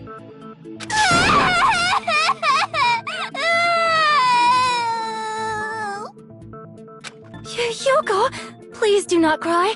We believe you. Is it really okay to believe her so easily? She might be faking those tears, you know.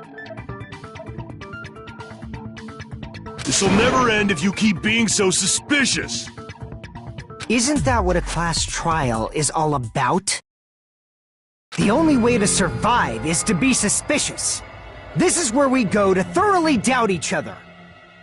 So if you believe in each other so easily, then there's definitely something wrong with you. You're wrong, Fuyuhiko. We aren't supposed to doubt each other here. We're supposed to work together. The class trial is where we cooperate with each other, work hard, and aim for victory.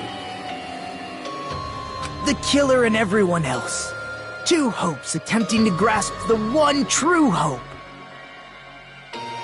Two hopes clashing with each other is poetry in motion. That is what a class trial should be. Seriously, which side are you on? I'm on the side of the absolute hope that can overcome any despair.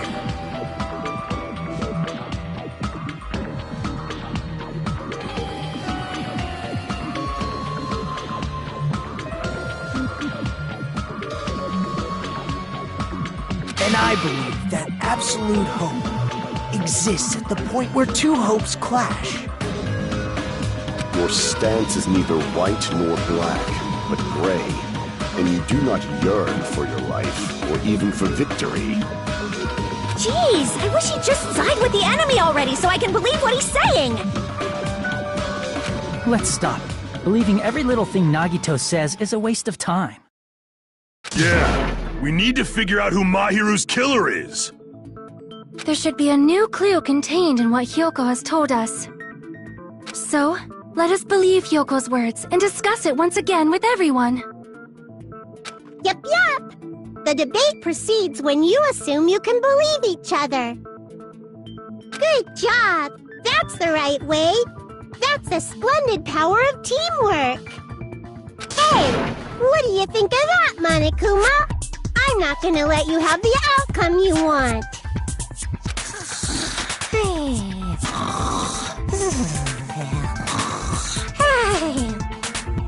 Whoa, whoa! He's sleeping! Dumbasses. You bastards don't know anything. If you're stupid enough to trust each other, the only thing waiting for you is the bitter truth.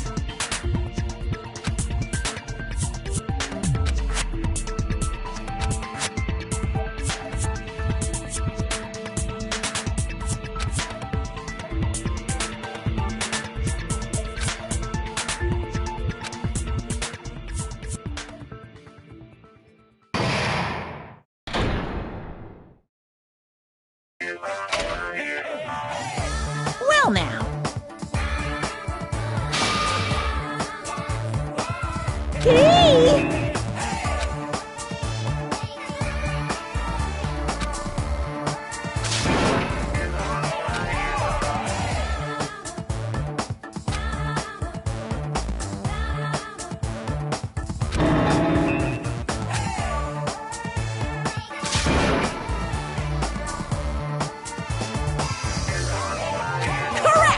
You say Nanu in German when you're surprised. I'm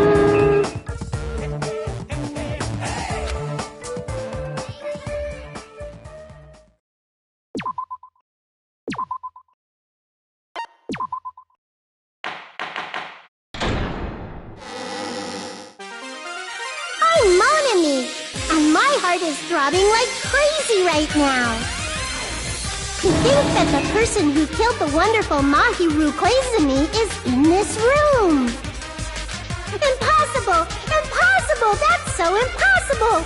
There's no way I can believe that!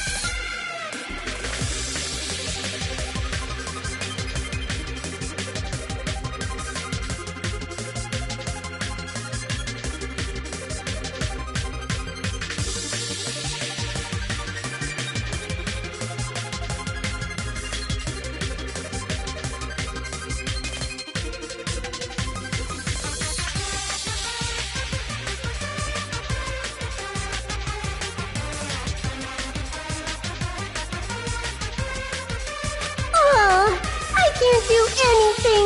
How annoying. But I'm just gonna believe in everyone. That's the least I can do.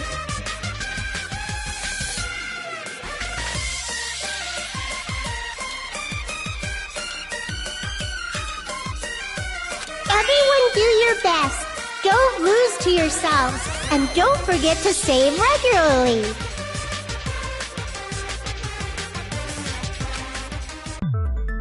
Well, now that we've decided to believe Hyoko, now what?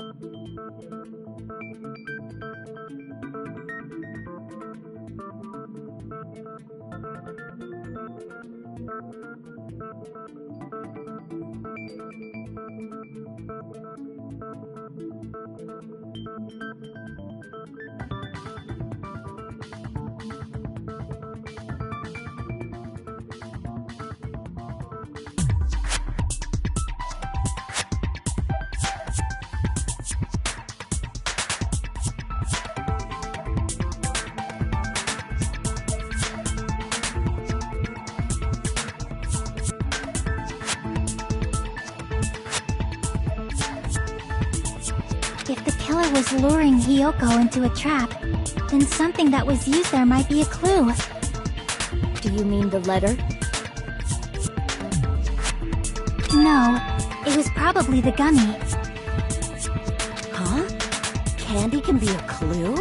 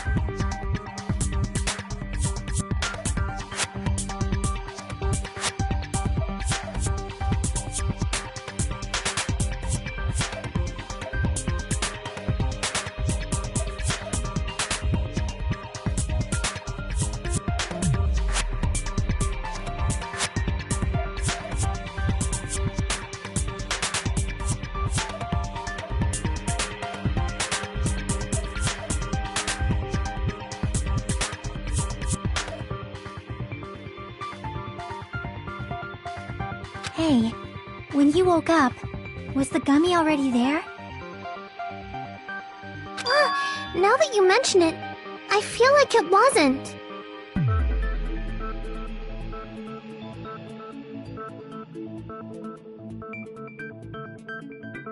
Just as I thought. Just as you thought? If the killer planted evidence while Hyoko was there, she would have thrown it away if she found it. Which means the gummy was placed inside the closet after Hyoko fled from the beach house? The killer returned to the scene of the crime after I left?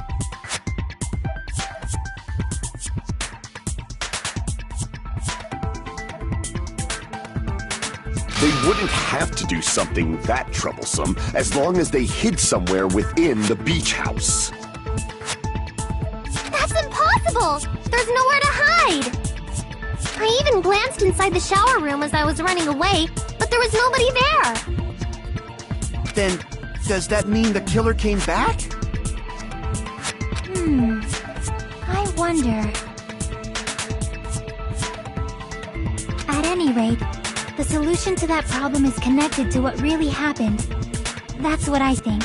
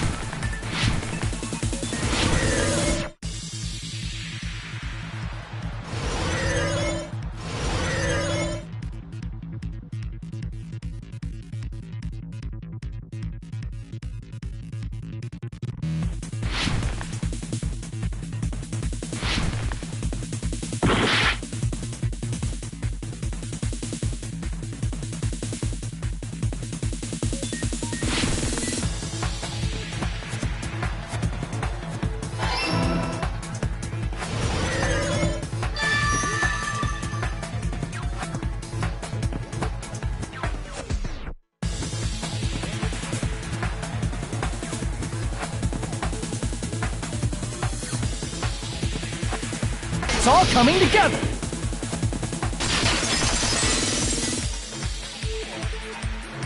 Do you think the killer might have been hiding? You spent all that time thinking just to say something so pointless. How disappointing.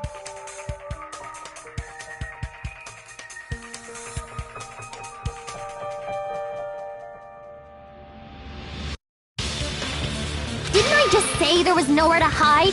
Do I have to explain it in another language so you can understand? Her personality got a hell of a lot more forceful once she stopped being a suspect. No, there should have been a place for them to hide. A place you didn't look, Hiyoko. What are you saying? Stop being annoying or I'm gonna make Akane bop you on the head and shut you up for good!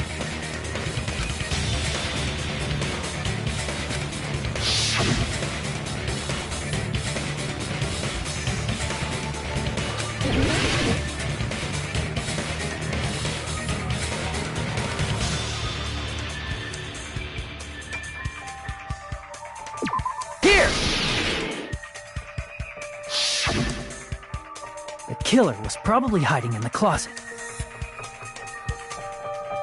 The closet? That's where I was locked up!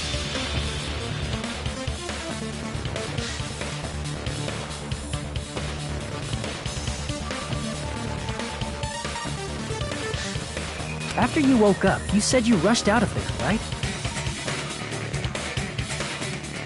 And you probably didn't look inside the closet very carefully. But could two people even hide in such a small place? And without Hiyoko knowing? That's why the killer made sure to arrange a hiding place.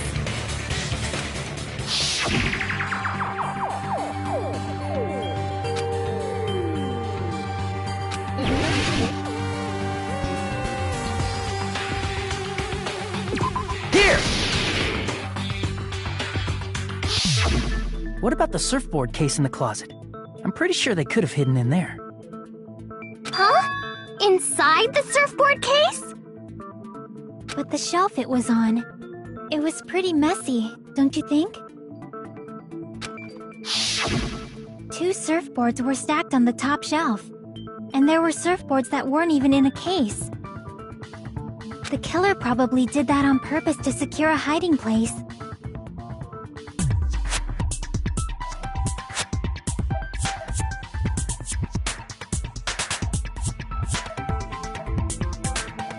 Because we haven't been on this island that long, so the closet shouldn't have been that messy, I think. Then, the killer was close to me during that time? Yeah, they were quietly holding their breath and hiding very close to you.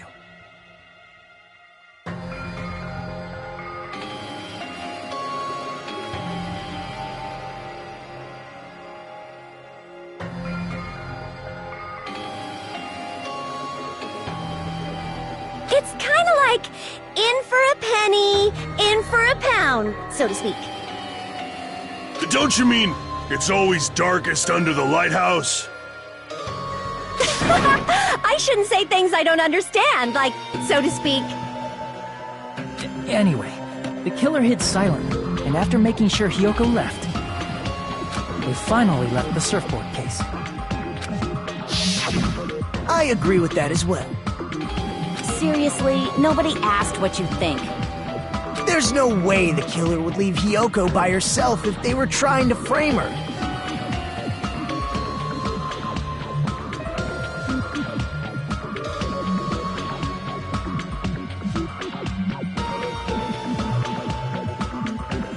If Hiyoko was left alone and ruined the evidence the killer had planted, it would have messed up their plan. Instead, it makes more sense to think that the killer was hiding in the beach house, watching Hiyoko. Saying whatever you want, even if you didn't ask. Alright, if you don't want to friggin' get punched, just stand still and let me punch ya! Oh, you shut up. Then, Grit your teeth! Sorry, Akane. It's not like that. Hey, Monokuma. Can I ask you about something that seems strange to me?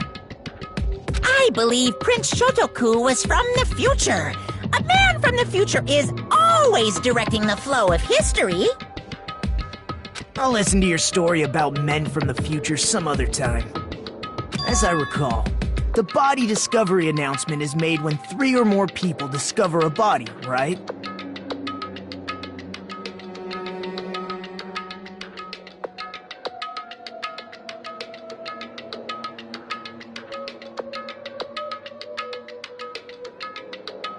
Is the killer also included among those 3 or more people? Yeah, that's true, but, well, something like that is basically what it's supposed to be. You don't sound very articulate. Jeez! You're pretty annoying for noticing something like that! I know it sounds like an excuse, but the body discovery announcement isn't supposed to be used for deduction. It's intended to create a fair trial. It's supposed to let everyone know a body has been found.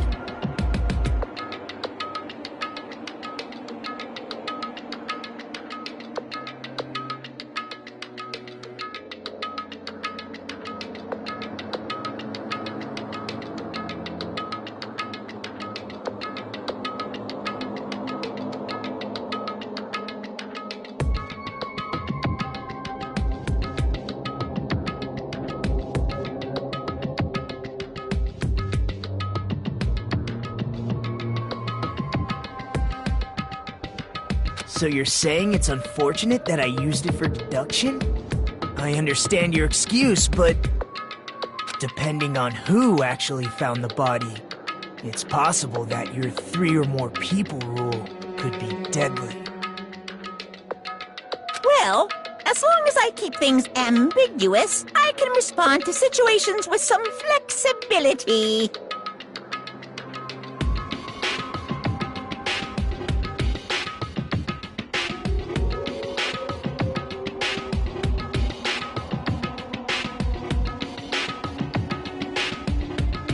flexibility, huh?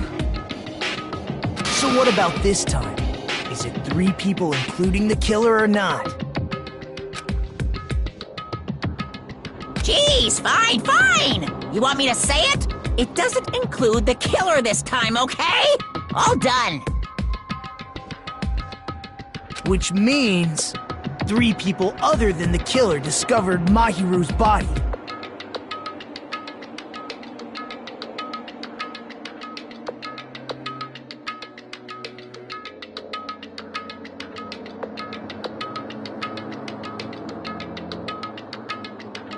What's wrong with that? Nothing. I just thought it was somewhat strange. More importantly, let's get back to our original topic. You're the one who went on a tangent! We were just saying the killer was hiding in the surfboard case, right? And after Hyoko ran away, the killer got to enjoy the simple life of destroying evidence. However, before we proceed any further, there's something we have to make clear. The killer blocked the roadside door with Mahiru's body before Hyoko ran away. But what about the blood? Now that you mention it, that mystery hasn't been solved yet. It's going to be alright. If you guys have come this far, I'm sure you can discover that answer too. Now, let's start the argument, shall we?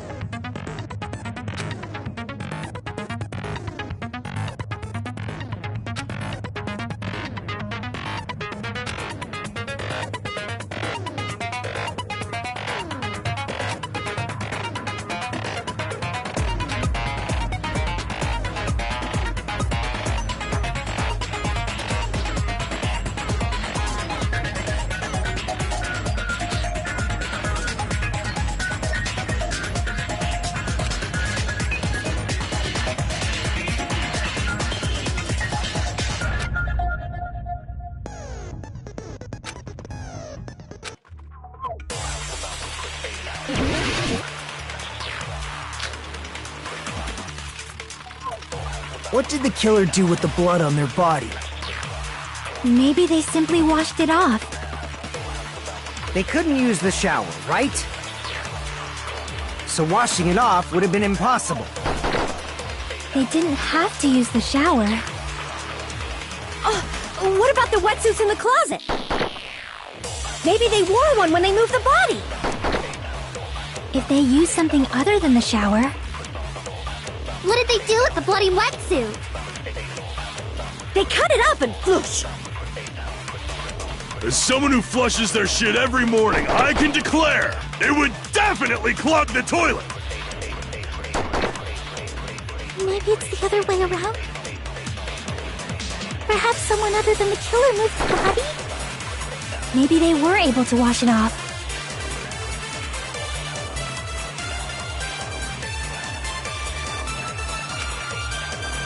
What did the killer do with the blood? Maybe they simply They couldn't use the shower, right? So washing it off would have been impossible. They didn't have to use the shower. Oh, what about the wetsuits in the closet? Maybe they wore one when they moved the body. If they used something other than the shower, What did they do with the bloody wetsuit? They cut it up and whoosh. As someone who flushed, it would definitely close. Maybe it's the other, perhaps someone other than the killer. maybe they were able to wash it off.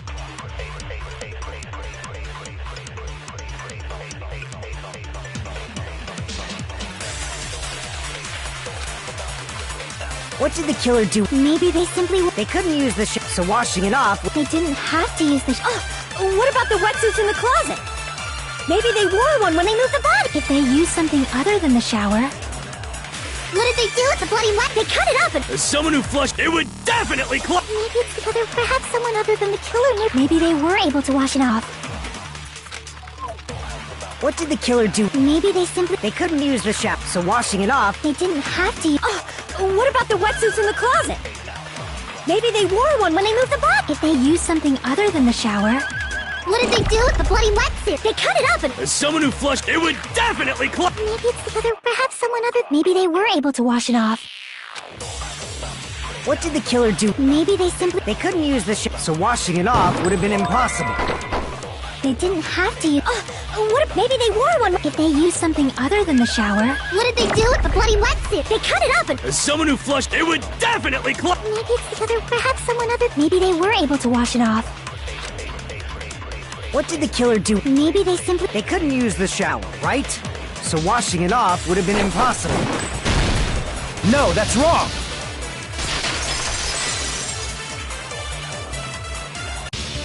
If they just needed to wash off the blood, they didn't necessarily have to use the shower.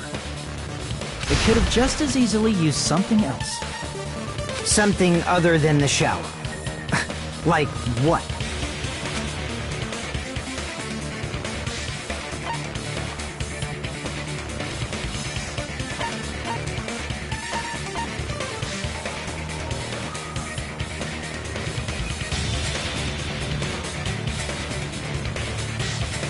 I see!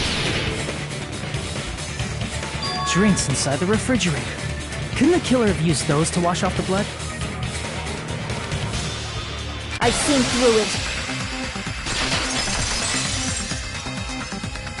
In theory, then, that's impossible. Why? Try to remember the refrigerator carefully, and then you will understand that there's no possible way the drinks in the refrigerator were used.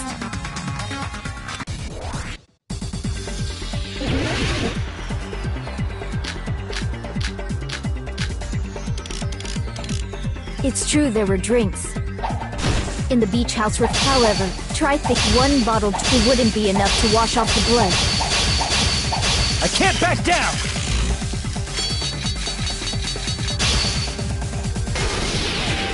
We can't assume they used just one drink. They could have used a bunch of them to wash it off. Didn't I say it was impossible? There were no water bottles in the refrigerator. They were only flavored. If you use those to wash blood, the blood won't come off. It will leave an aromatic smell, too. Especially if you used that alone would raise suspicion.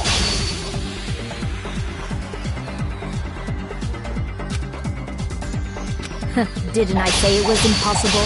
There were no water bottles in the refrigerator. Allow me to cut through those words! Oh, there were water bottles inside the refrigerator. How many times do I have to tell you?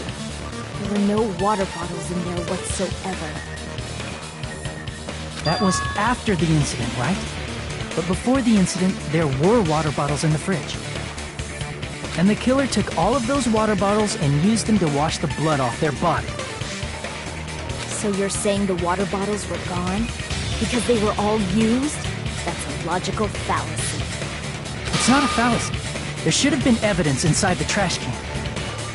Evidence like a lot of thrown-away plastic water bottles. Isn't that right, Chiaki? you're right. These bottles look like they may have been filled with water. Well, now that you mention it, when I went to the beach house a few days ago, I feel like I drank one of those plastic water bottles. Huh? You should have said so sooner! Then, the plastic water bottles were used in place of a shower.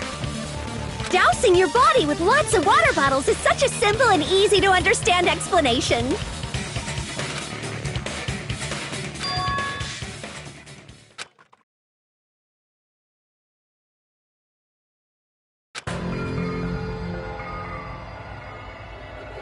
It seems you've realized who the killer is.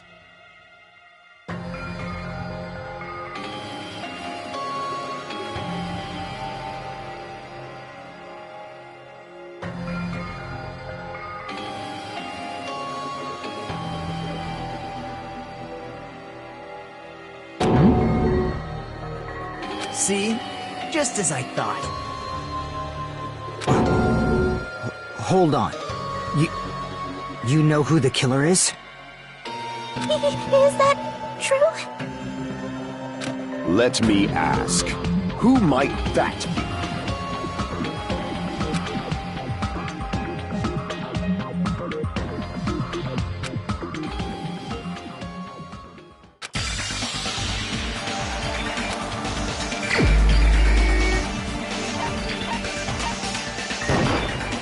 You're the only one!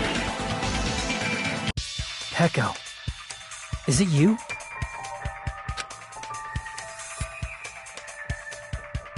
Hey! What are you being quiet for? They're accusing you of being the killer! Then I should ask you this. Why do you believe I'm the killer? I remember when we were all meeting up to go to the beach. Your appearance when you came to the diner.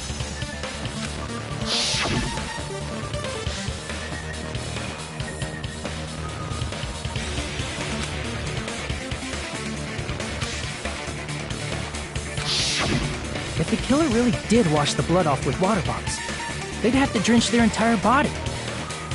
But there were no towels in the beach house, and it would have taken a while for the water to fully air dry. So you said you went swimming so you'd have a cover story. Don't just stay silent! Say something! Hold on, you bastard! You saw her at the diner! You never saw her near the beach house, right? So maybe she really was swimming! No one even saw her swimming. No. I saw her. Huh?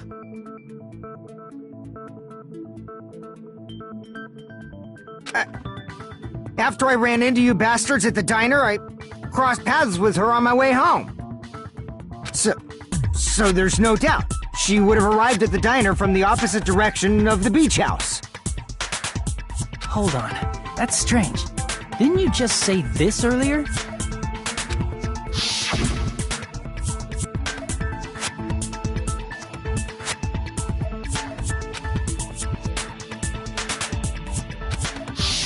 You told me you didn't see anyone.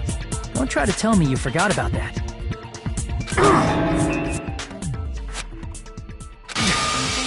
Not so fast! It's too soon to decide she's a killer! We haven't established how the killer was able to leave the beach house! Now that you mention it, you're right. The roadside door was blocked, and if it's impossible to leave from the beachside without leaving footprints, then how the fuck did the killer escape? Why are you all fired up, Fuyuhiko? You're not the suspect. Peko is. Who cares about that? Answer me! If you have an explanation, then show me what you got! We might have an answer. Huh? Do you really? This mystery seems unsolvable. Well, if Peko is the killer, then I might just have an answer to that mystery. I see.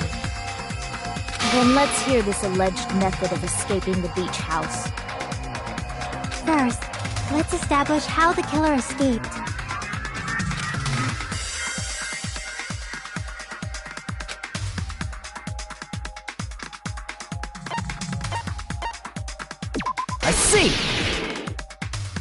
the roadside and beachside doors aren't an option, the only other thing I can think of is...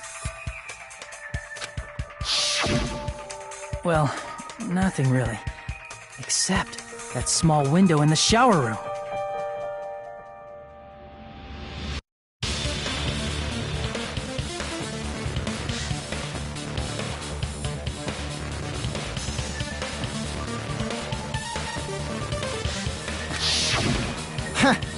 Don't you know how high that window is? There's no way Peko could have reached it. But what if, for instance, she got help from someone?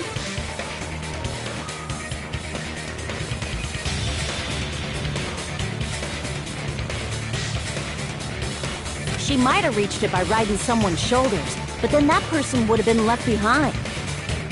Is it possible an object was used? A rope, for instance? And what happened to the rope after they used it? And don't say something stupid like they threw it outside. Of course not! That would violate the school trip rule!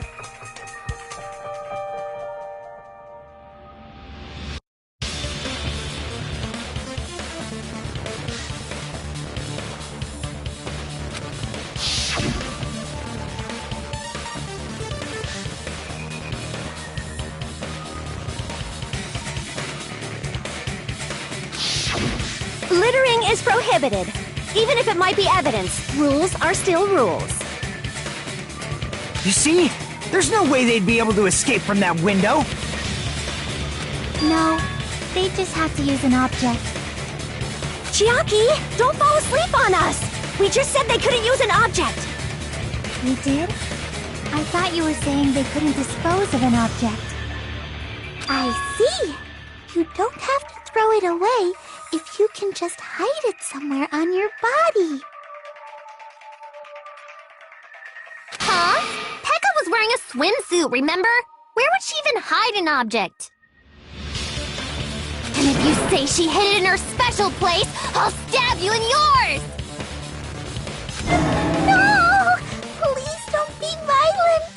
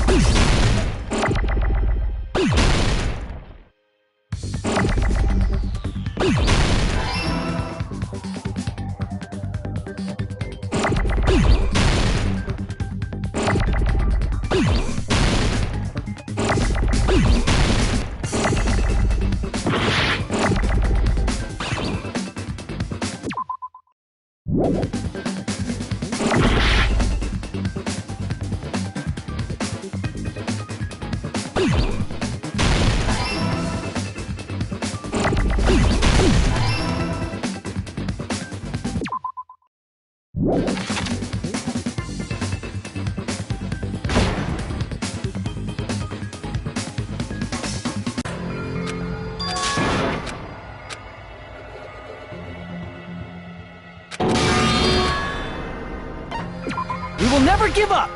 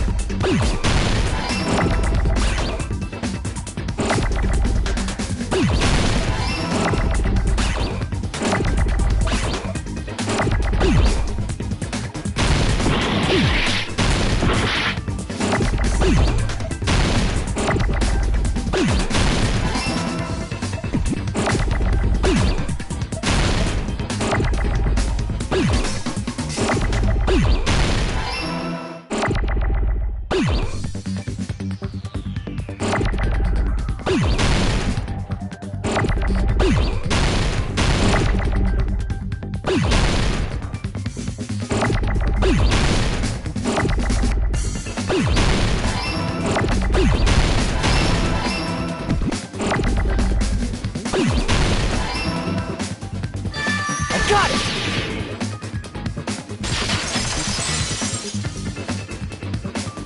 Peko, you carry that bamboo sword on your back at all times, right? If I recall correctly, you had it then too.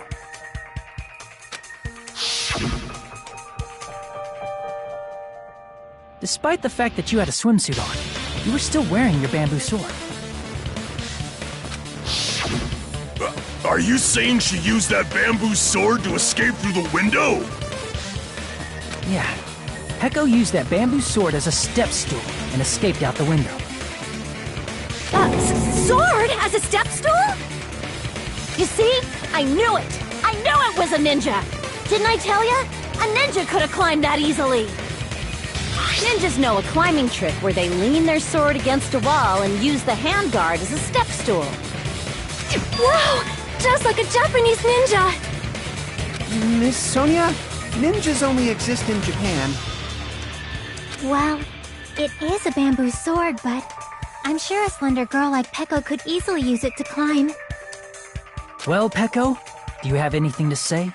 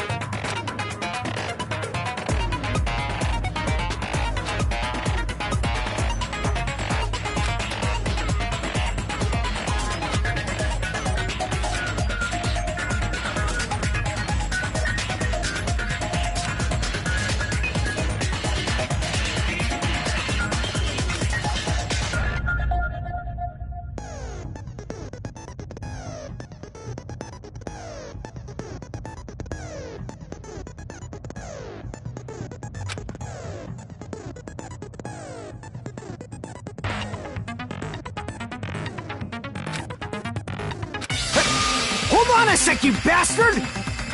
You're saying she used her sword as a step stool and went out the fucking window? Then what about the sword?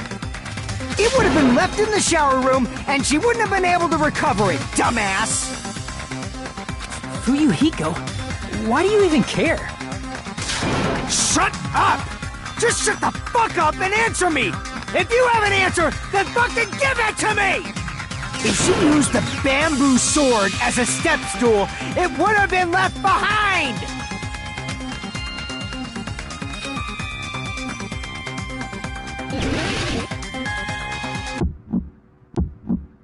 Got proof, you bastard? That's obviously impossible! Shut up! Shut up! Shut up!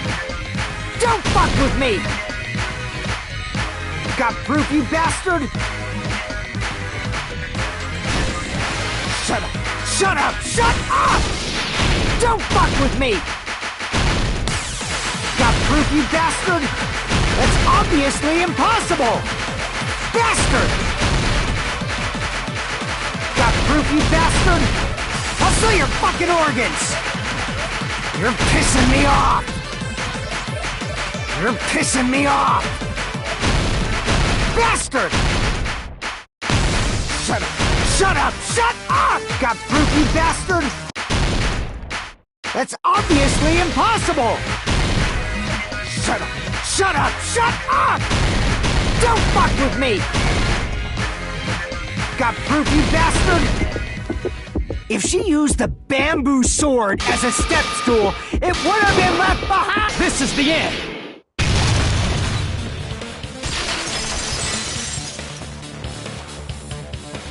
If she used her bamboo sword as a step stool, she could have recovered it with her sword back.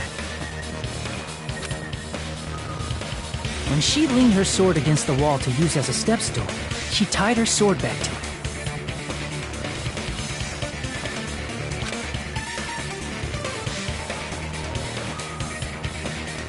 And after she climbed up to the window, as long as she hauled the bag up toward her, she would have been able to recover her bamboo sword.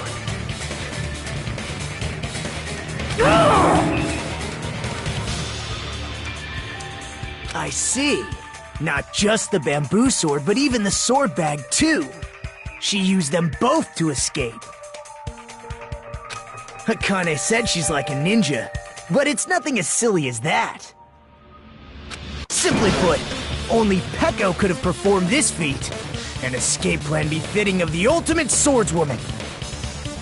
Even so, how disappointing. If you'd only let me work with you, it would have been an even greater plan. No, you just back off! Is it true? Did you really kill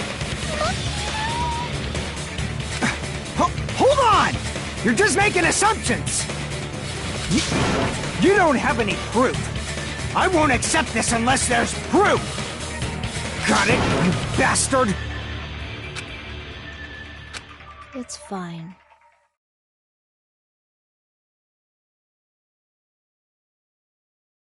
Huh? I said it's fine. Saying anything more would just be an exercise in futility.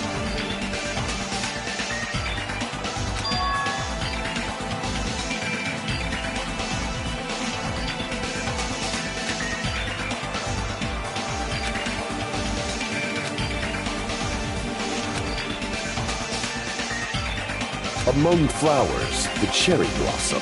Among men, the samurai. I commend your decisiveness, at least. Very well. If you admit it, this ends now. Let's cast our votes. Agreed. Hurry up and vote. Hold on. Let me confirm one thing first. Can it wait until after the voting?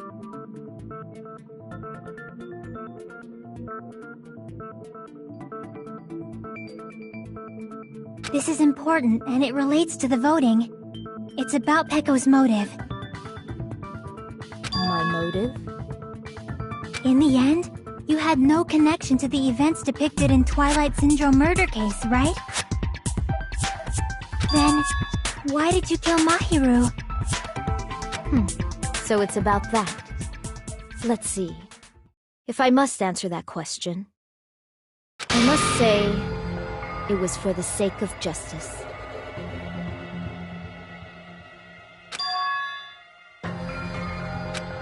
Justice? In order to protect the justice of this world.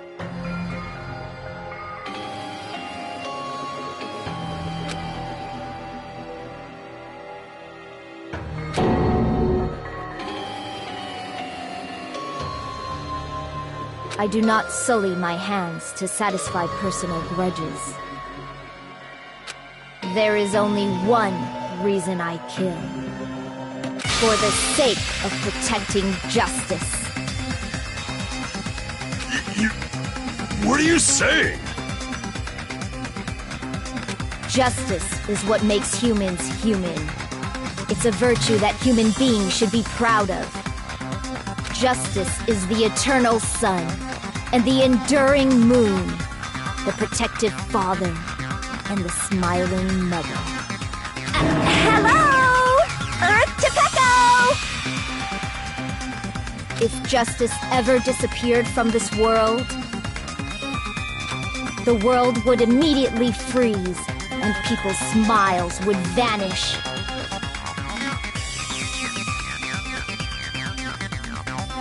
I will not allow that! It's fine, just stop it! Justice must always be there to guide us, to shine bright above our heads.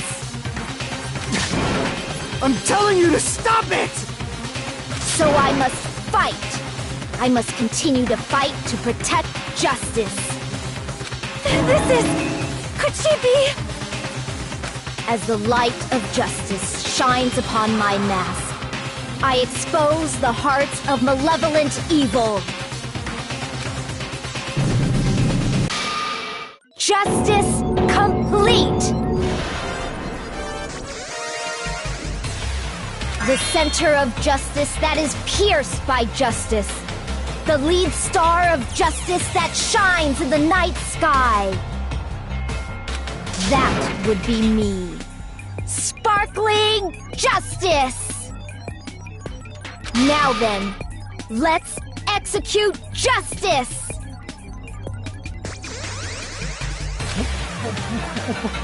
What? What the fuck? Peko, what are you doing? I am Sparkling Justice. In the name of sparkling, shining justice, I have come to deliver justice. What's going on? What's this? Chill. Peko finally snapped! Everyone, please be careful! Sparkling Justice is a serial killer who claims to be an ally of justice. Clad in her various hero masks, she is a serial killer who exclusively targets other criminals. She is supposed to be... but... huh? An ally of justice? So that's why you're wearing a mask! This mask is the dividing line. Just like various idols, the sun is revered because it lies just beyond your grasp. Justice should also be the same. I don't get it, but this is becoming really crazy.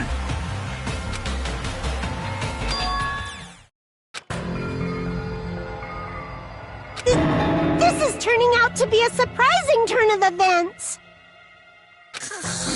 Hey.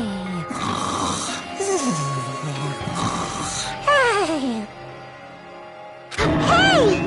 Now's not the time for you to be sleeping. Take a look! It's a killer! Hey.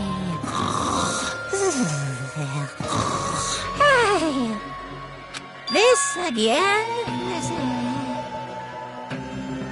Huh? Sleepwalking? So what's your answer to my previous question? Why did you kill Mahiru? This world must always be bathed in the light of justice. I must not allow even one shadow. Evil must be eliminated immediately. No matter what, I must not overlook evil. Evil? Are you saying Mahiru is... If you knew about that incident, then you must have played the game. Am I right?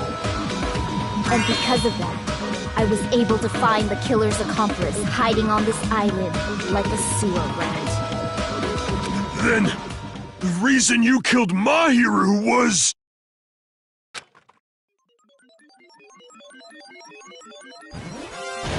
To protect justice, of course. In order to protect justice, I have become its merciless sword. And executed justice. Holy crap! She's such a stereotypical psychopath! She's so gross! Peko, is this your true identity? My true identity? I have already forgotten who I am. It just shows my determination. My determination to protect by throwing away what's most important. I'm willing to become anybody to shower this world with justice.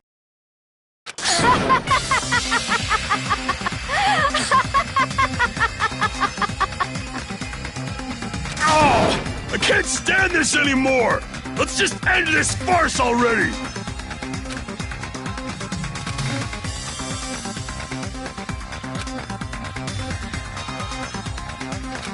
Let's go over this incident one more time and then let's end this.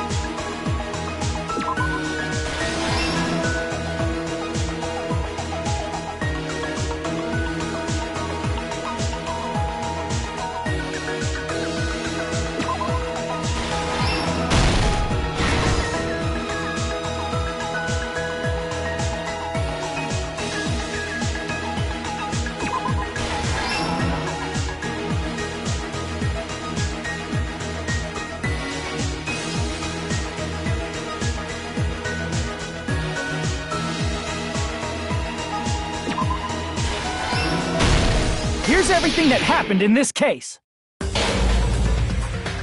The incident began this morning when Mahiru spoke to Hyoko. Mahiru most likely played Twilight Syndrome Murder Case, the video game provided to us as the motive. She probably wanted to discuss it with someone else who also appeared in the game as a character. Hyoko accepted Mahiru's invitation, and they promised to have a more detailed conversation about it later. However, someone else overheard their exchange. The killer. The killer eavesdropped on their conversation and used their promise to devise a specific murder plan. By preparing a specific item, they planned to manipulate the two's actions.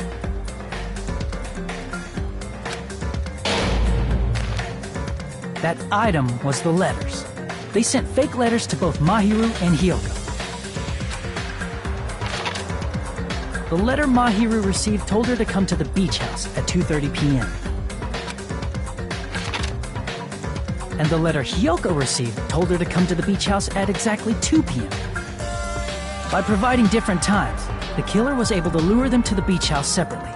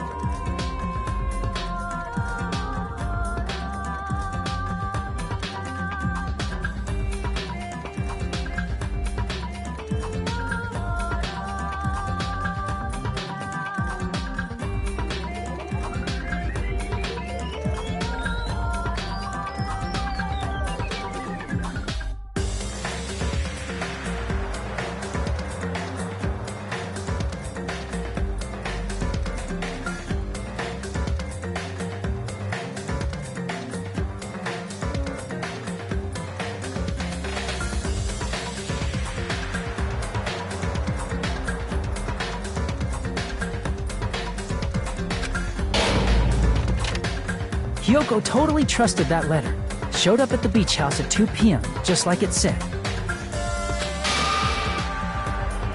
and was drugged into unconsciousness by the killer lying in wait.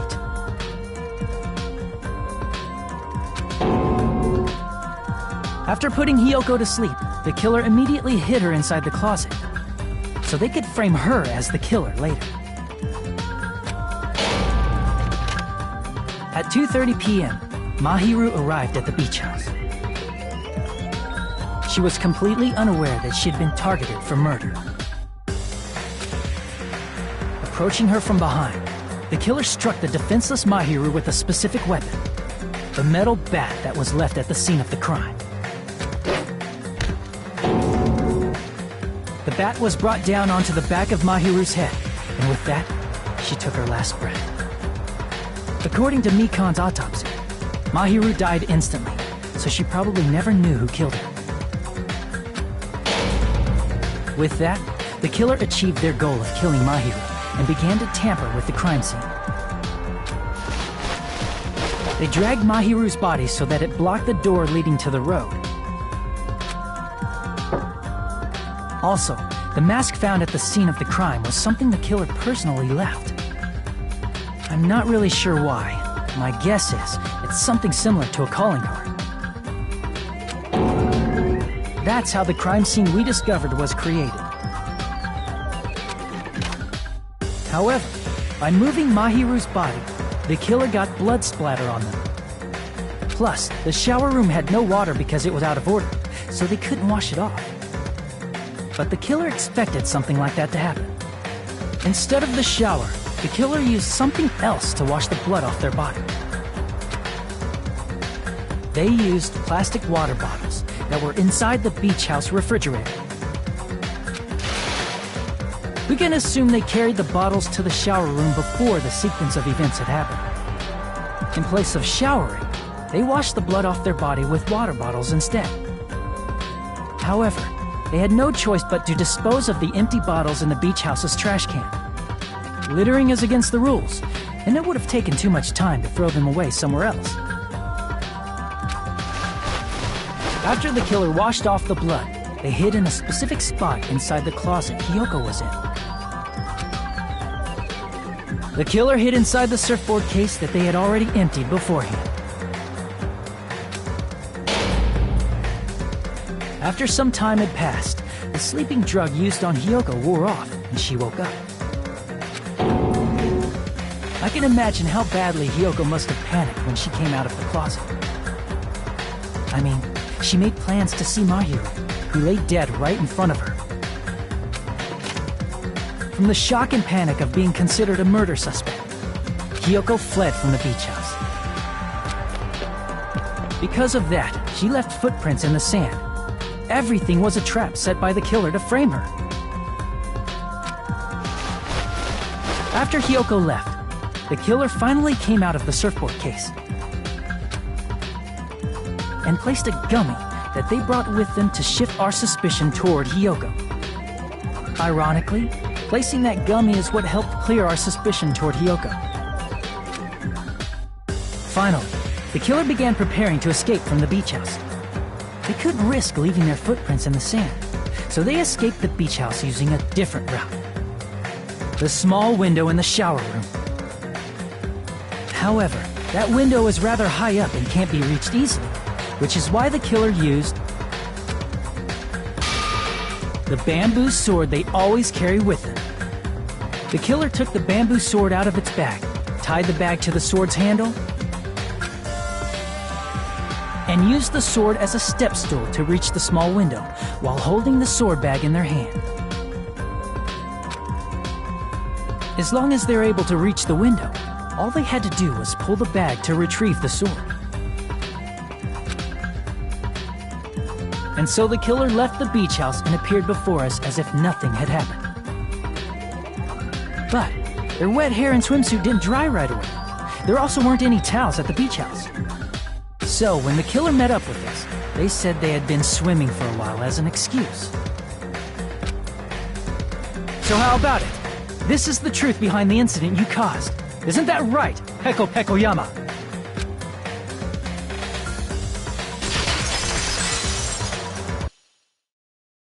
I see. And what of it? She's like, totally cool with it. I haven't done anything to be ashamed of. What are you saying? You killed Mahiru! Wrong! I punished evil in the name of justice. That's no reason to condemn me. Whatever. Let's hurry up and vote so we can freaking kill this weird, crazy bitch! There's no way you can kill me. Justice can never be killed. You should all know that as well. What are you saying? To protect what's most important to you, you must be prepared to throw away something equally important. Understand? I don't get it! I don't get it at all! Then I shall be direct. Justice must carry on. In order to keep justice, to keep me alive, you all must give up your lives. Are you serious? It's not serious. It's justice! If I fall here, who will combat the evils of this world? Now, follow your hearts of justice that reside within you all, and save my life to protect justice! Hurry, and carry on justice! Give me a break! Who's gonna die for you? If we let Peko go, we're all gonna get killed! For the sake of grand justice, a few sacrifices are unavoidable. A few sacrifices? Don't worry. The justice that you give your life to protect will never go to waste. I can't stand her anymore! Let's vote already and execute her! However, before we do that... Monokuma, the vote! Hurry up and let us vote already! I'm awake! Ah! He finally woke up! I've heard your story! Well, I wasn't listening, but who cares? Now then, please pull the lever in front of you and cast your vote! Who will be chosen as the blackened? Will you make the right choice or the dreadfully wrong one? Such heart-pounding excitement!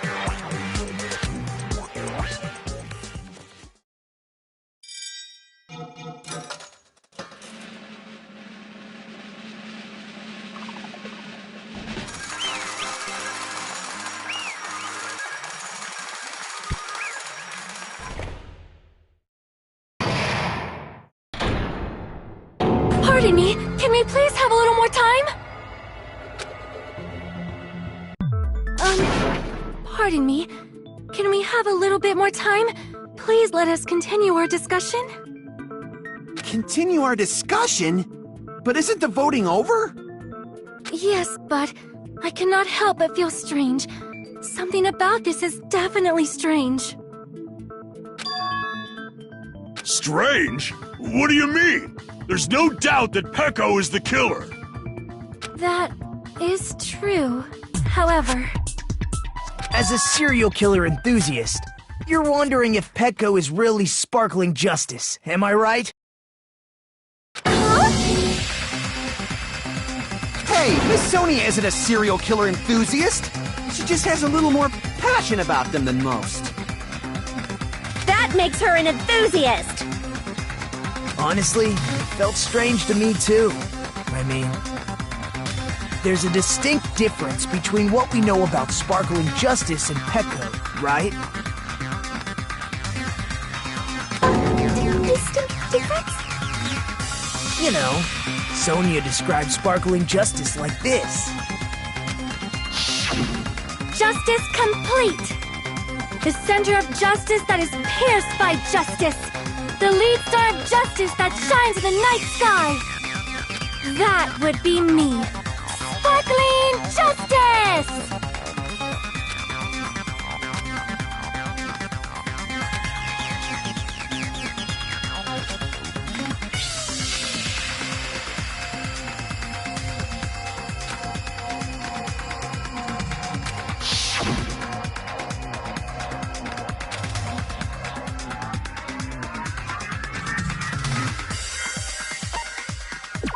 see! That's right. According to what Sonia said, The article was written in their native language, so I tried to translate it. if she had to translate it, that means it wasn't written in English, right?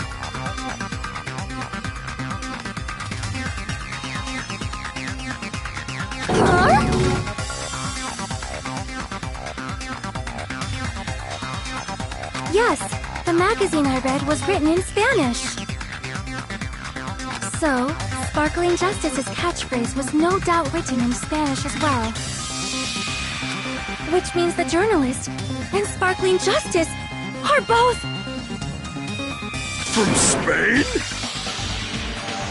What?!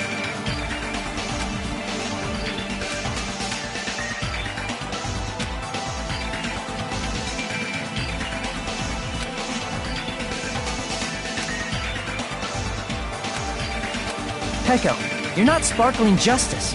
There's no way that's possible. Or, if you insist that you're Sparkling Justice, can you try saying that catchphrase in Spanish? Would you be able to do that?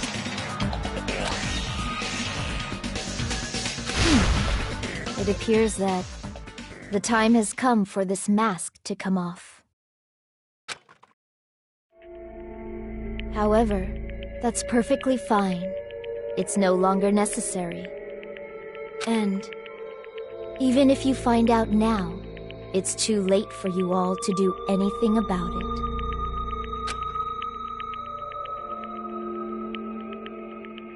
My duty has already been finished. My duty as a tool has already been completed in full.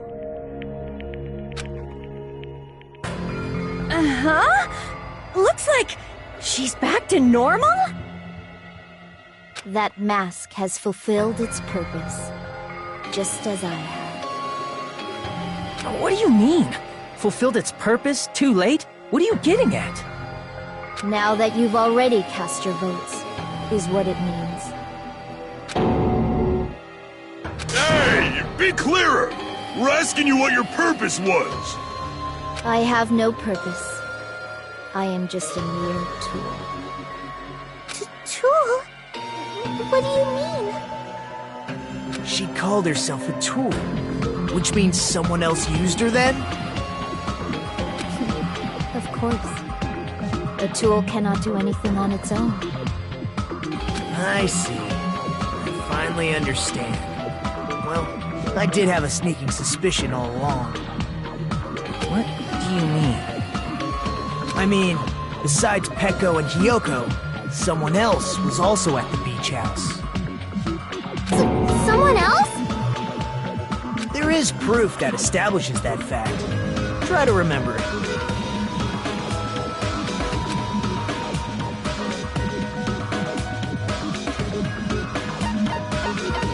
I see! Are you talking about the body discovery announcement? Yep, that's right.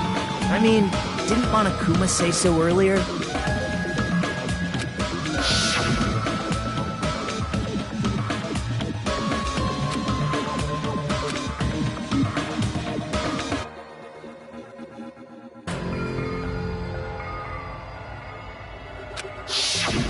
That announcement is made when at least 3 people discover a body. And in this particular case, the killer, Pecco, is not one of those 3. If that's the case, it would mean only Hiyoko and Kazuichi discovered the body, but... I see. That leaves us one person short. So that means there was one more person in the beach house! Plus, the fact that Monokuma tried to hide that truth from us by being flexible with his own rules. That's such a vital clue that it could alter the outcome of the trial. Like an accomplice, for example. No, that's not it. Huh? Am I wrong? Yes, from your basic way of thinking about it, you are wrong. Didn't I tell you? I'm just a tool. That means I'm just a simple tool to be used by that person. Therefore, that person would have the strongest motive out of anybody else here, right?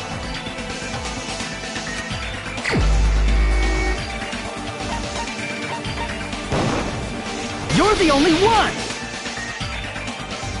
Is it Fuyuhiko? I see. Now I finally see the connection. The connection between the motive and the incident. But even if it's the motive, it's just a game, right? There's no reason to believe it's even true.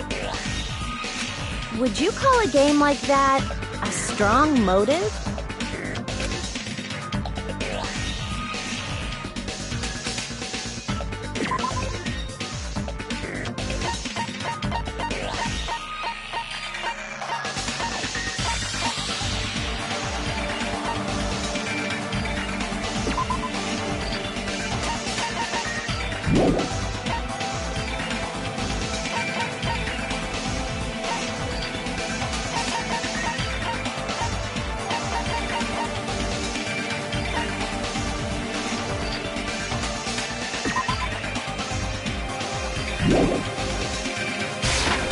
I can prove it with this! I didn't think it was necessary to confirm it if it didn't have anything to do with Mahiru's murder, but... there's no doubt that game is based on actual events. That much is clear if you saw the ending prize. The photos awarded for beating the game are not actual in-game screenshots. They're all actual photos, with the surrounding scenery cropped out. You knew all along, Fuyuhiko, didn't you? You knew whether or not the first victim in the game was actually your little sister, right? Because whoever beat the game first will receive the ending prize.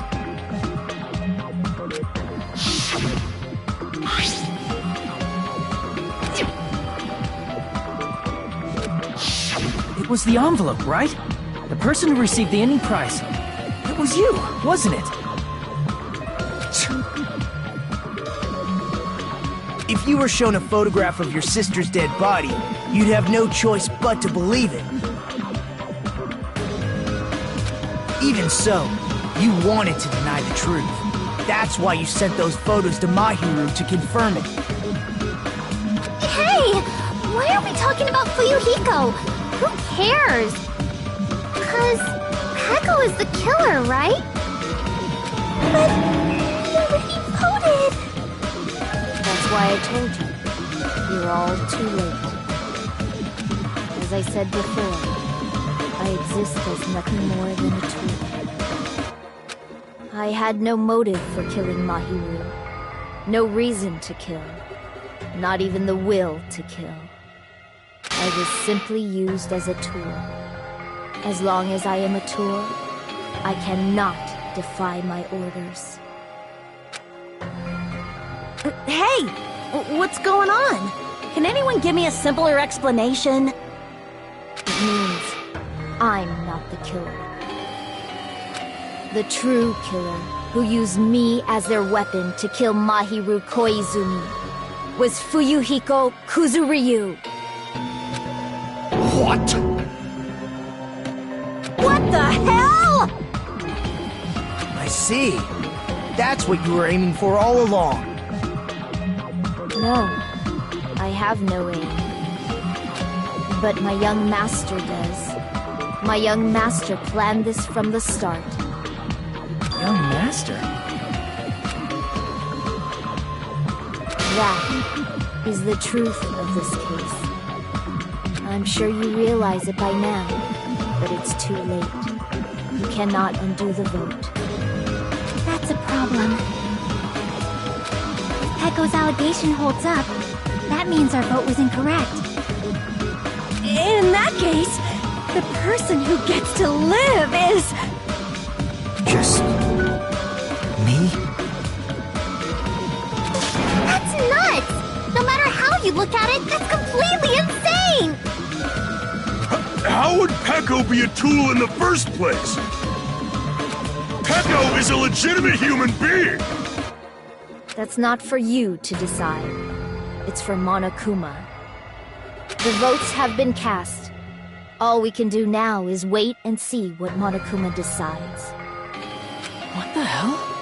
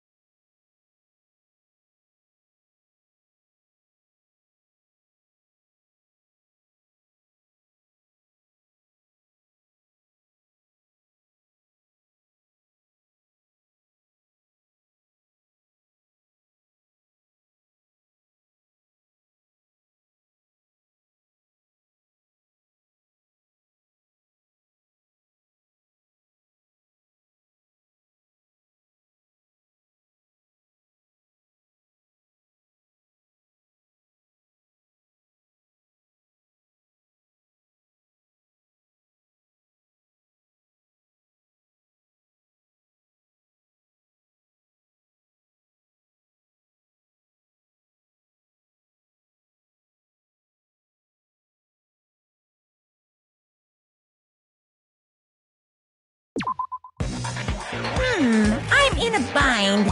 And what a bind it is. I guess for now, let's take a quick recess. We'll be right back after this commercial break.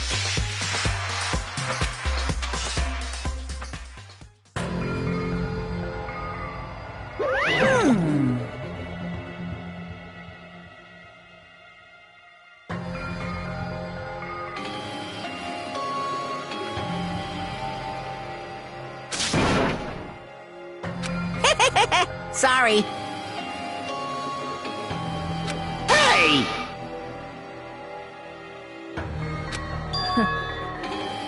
Hey, hey!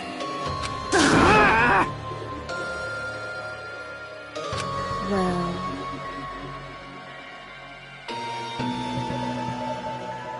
You just don't know.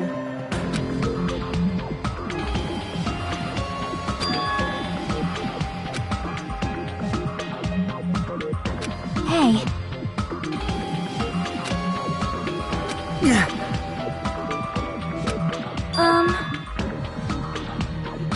No.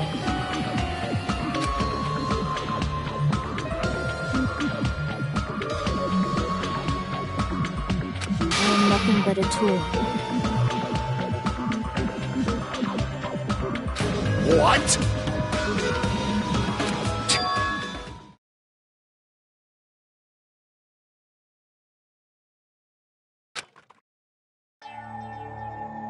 If my young master is attacked, I must defend him as his shield. If he intends to kill, I must be his sword.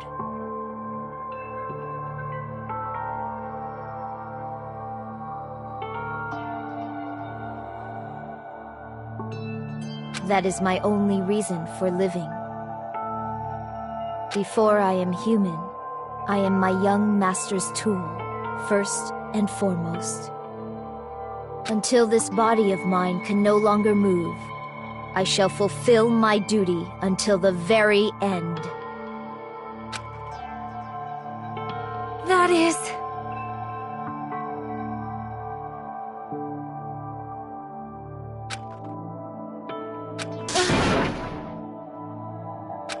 Nothing. Huh?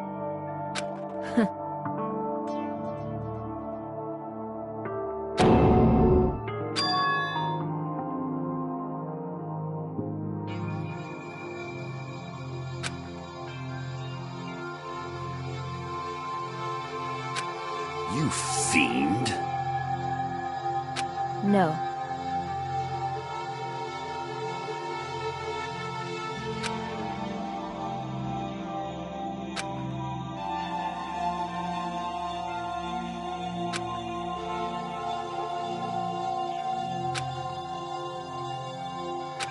I am nothing but a tool.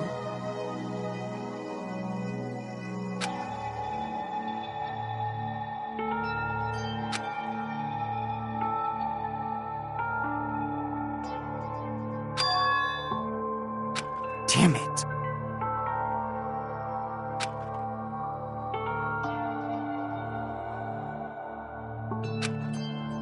Damn it! Don't fuck with me!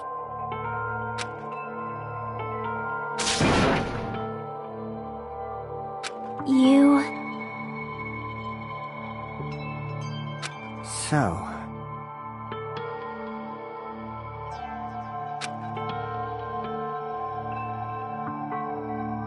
But...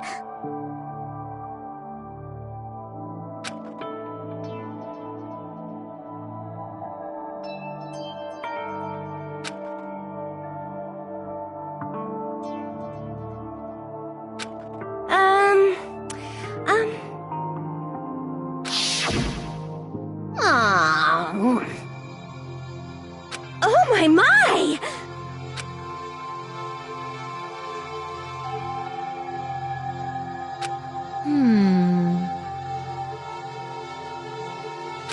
Huh?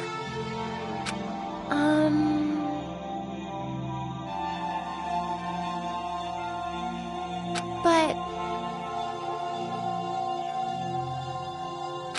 Are you serious?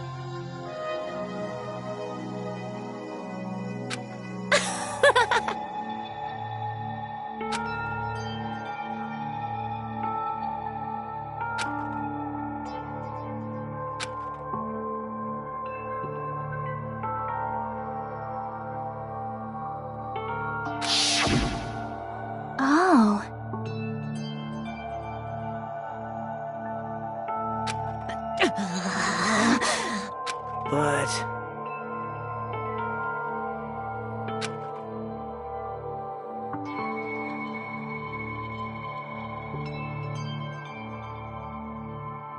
Hey. What the?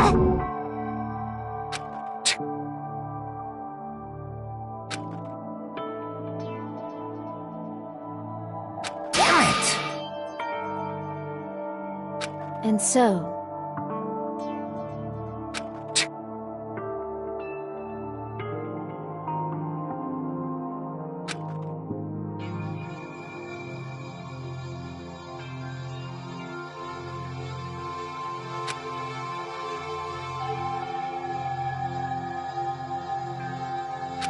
that is...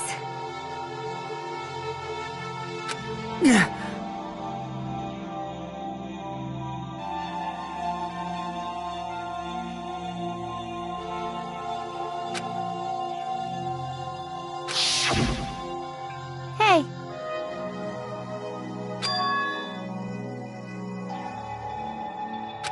Why, you...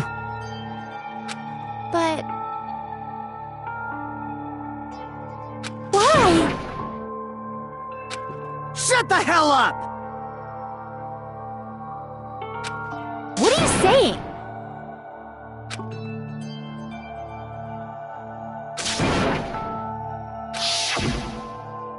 Jeez.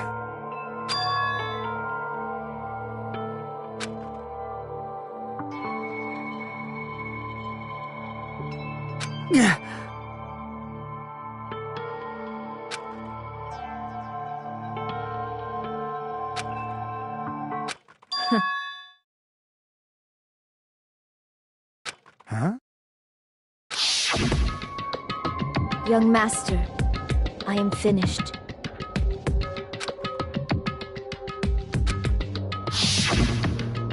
What?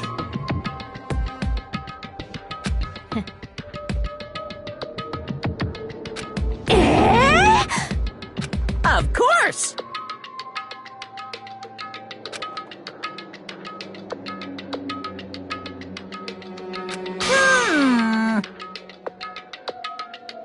Be quiet. Yes, indeed!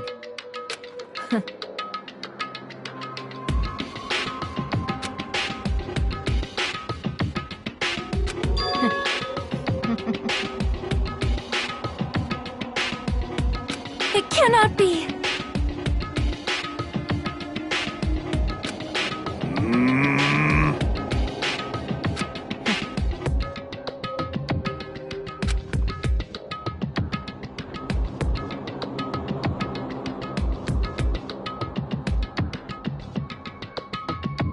That's obviously wrong.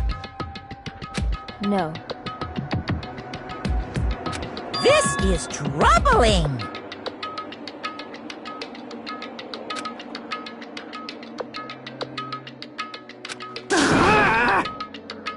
I see.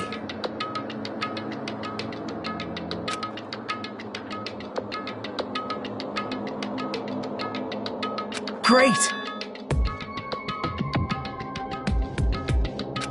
Wrong.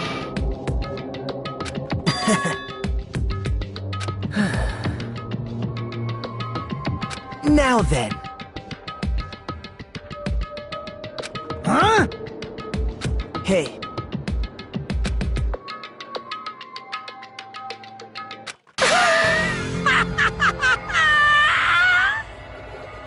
What? Hold on. What? Jeez.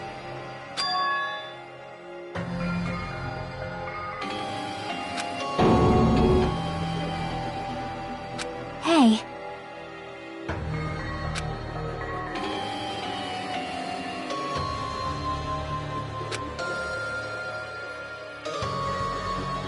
Huh?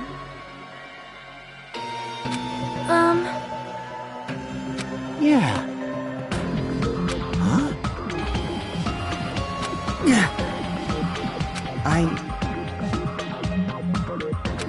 young master.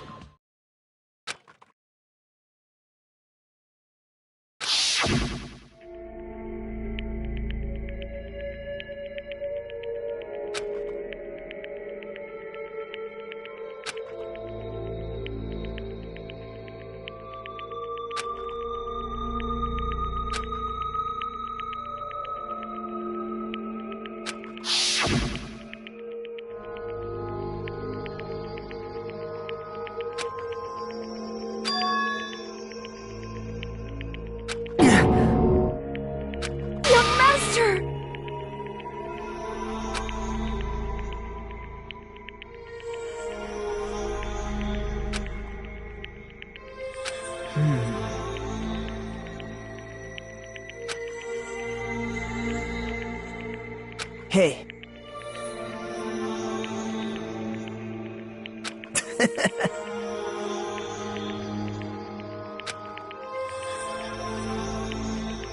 Damn it! Young master, I am finished.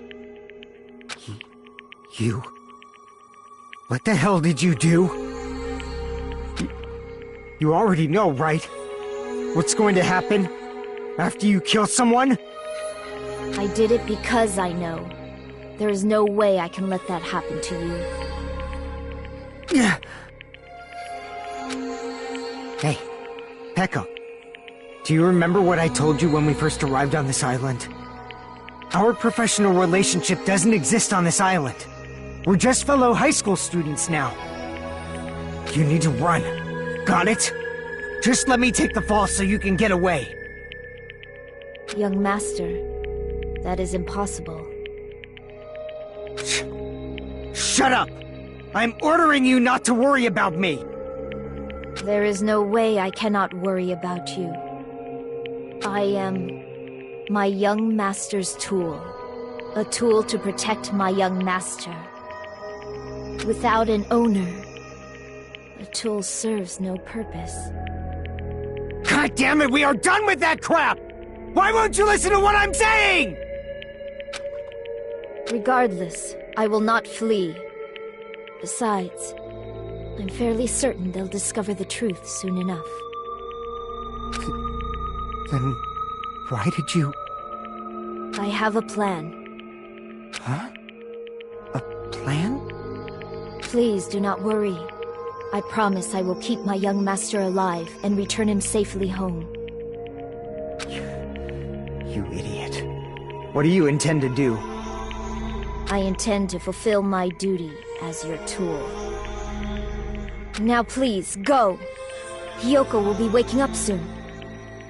After you leave, I must block the door to the road with Mahiru's body. Hurry!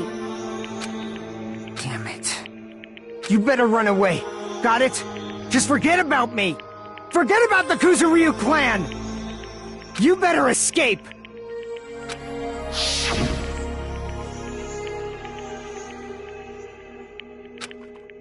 Sorry. Young master! I'm a disgrace.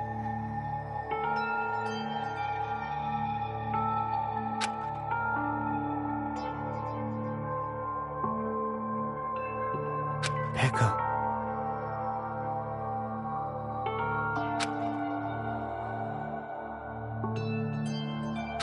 Young master! Uh-oh. Too bad.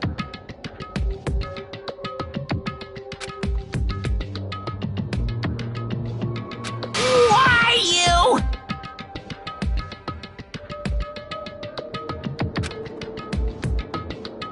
Hey. Jeez.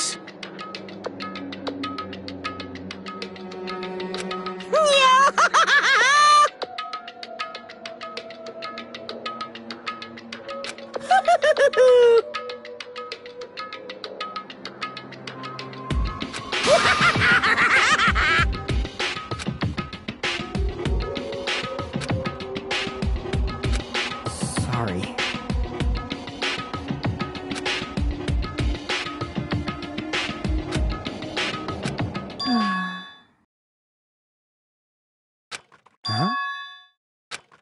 Young master.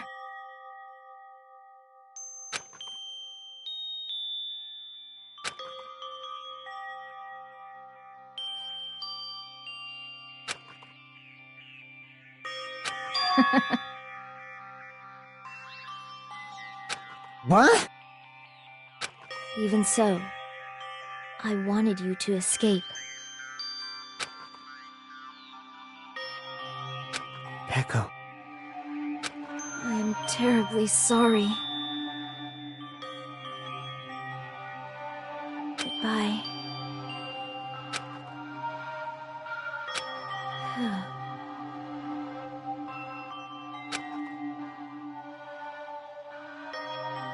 And please do not cause a senseless killing such as this ever again.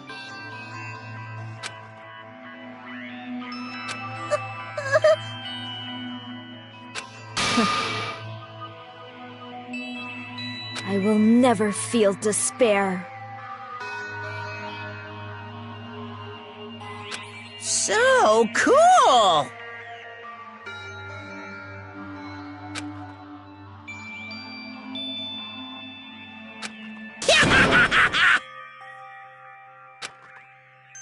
Young Master Fuyuhiko.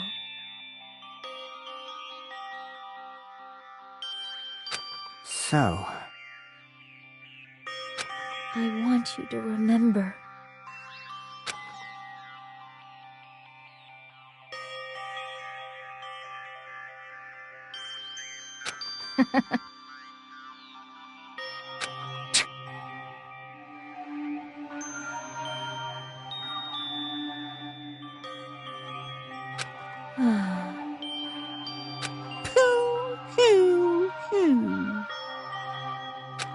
jeez.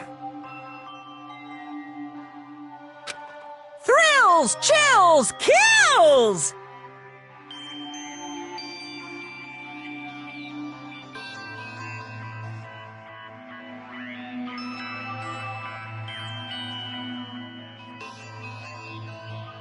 Why? Now then, I've prepared a very special punishment! I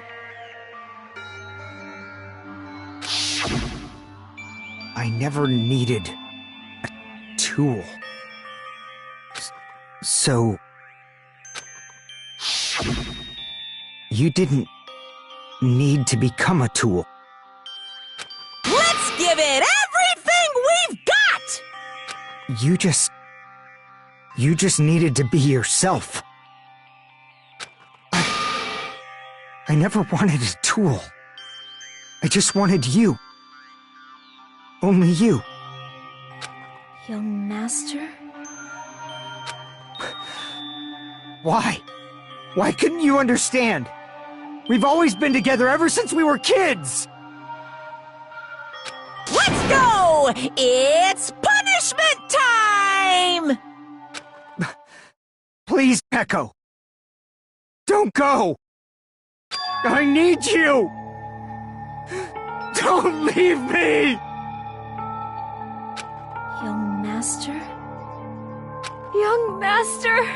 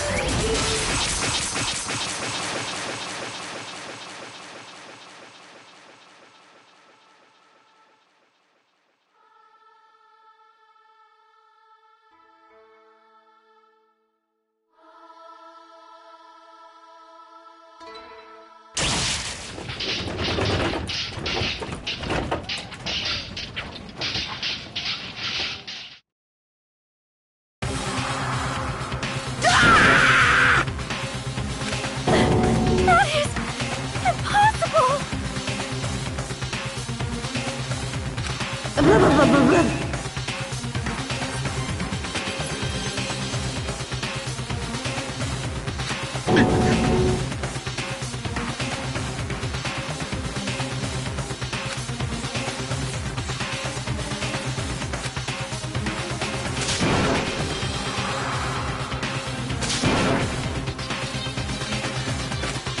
Such a waste.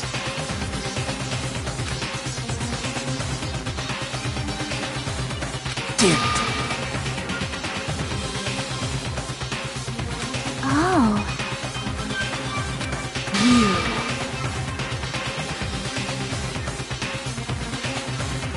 Such despair. Isn't that right?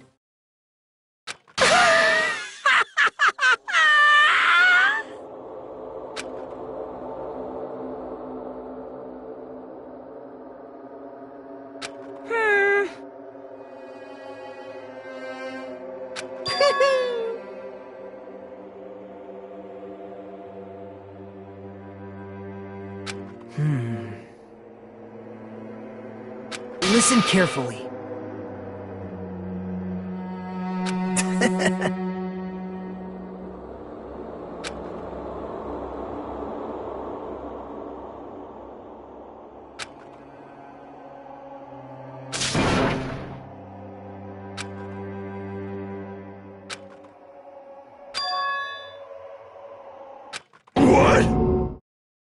Everyone!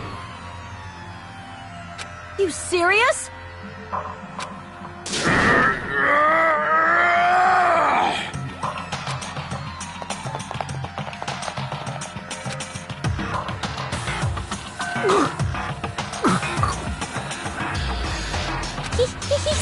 He's still breathing!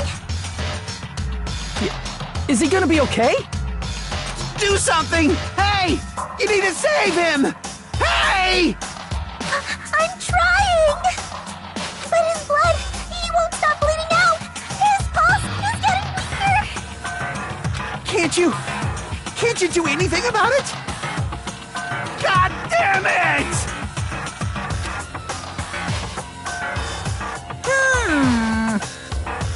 You're so stupid! You stupid brother! I don't believe it! What the heck? That's wrong! Huh? Hey! Hey!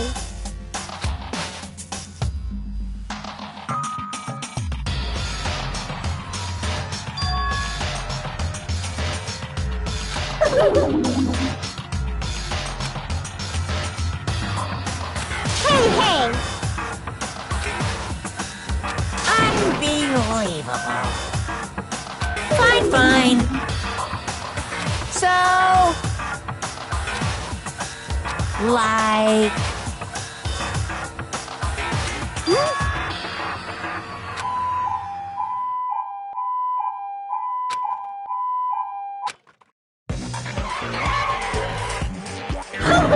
An ambulance? Just leave the rest to me, Dr. Killgood! Dr. Killgood, you've already killed your patient! We've got to get this patient to the Monokuma Hospital ER and get him under 24-hour observation stat! So, I'll see you later!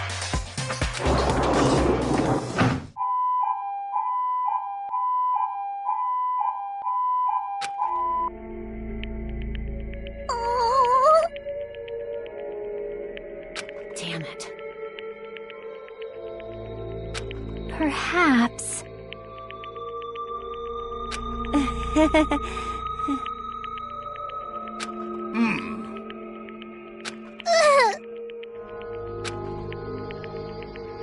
However,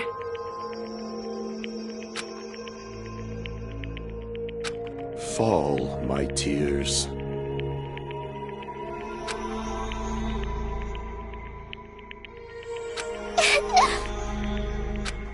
Damn it!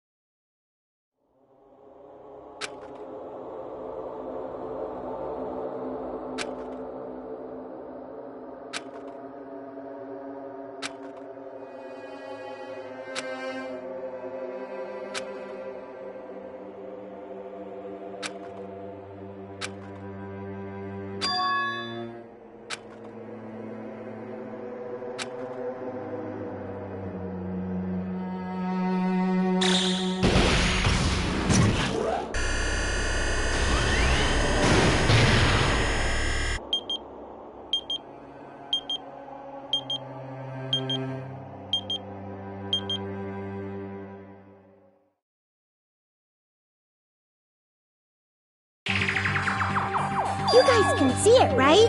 You can see this countdown too?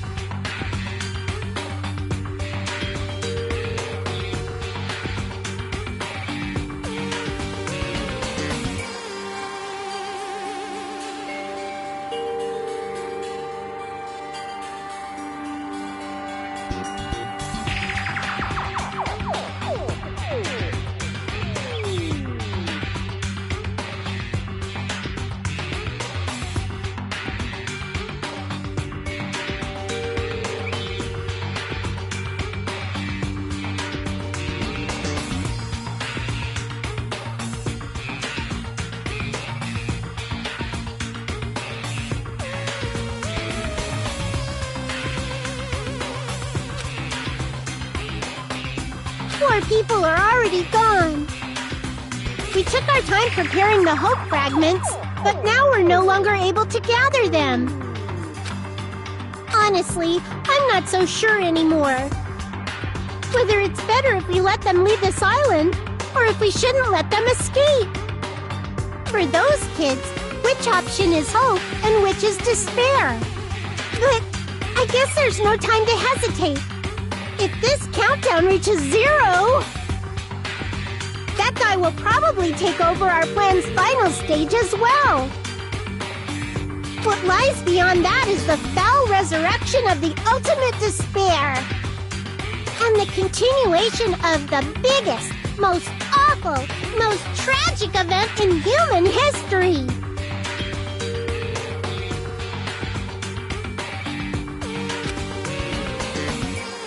That cannot be allowed. We must prevent that by any means necessary.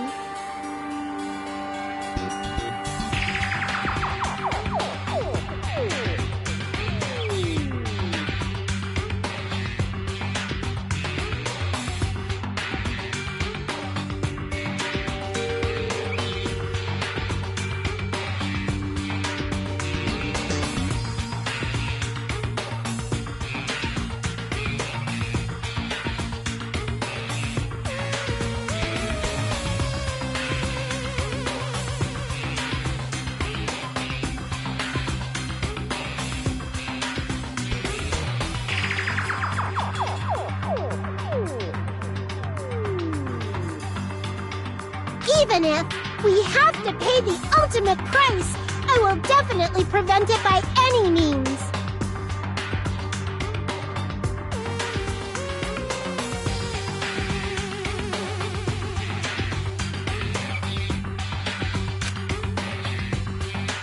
Everything is for the sake of a future filled with hope.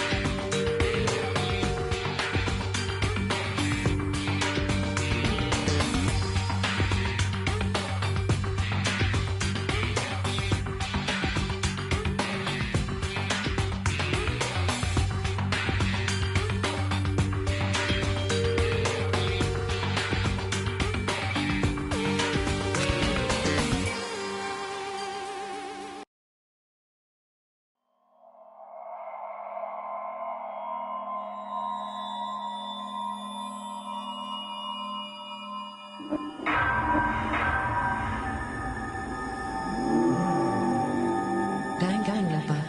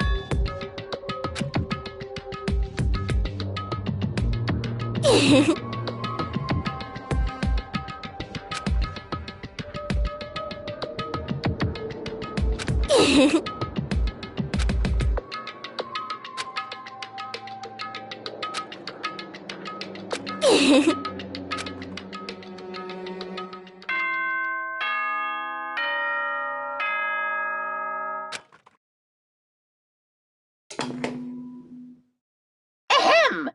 Hope's Peak Academy School Trip Executive Committee has an announcement to make. Good.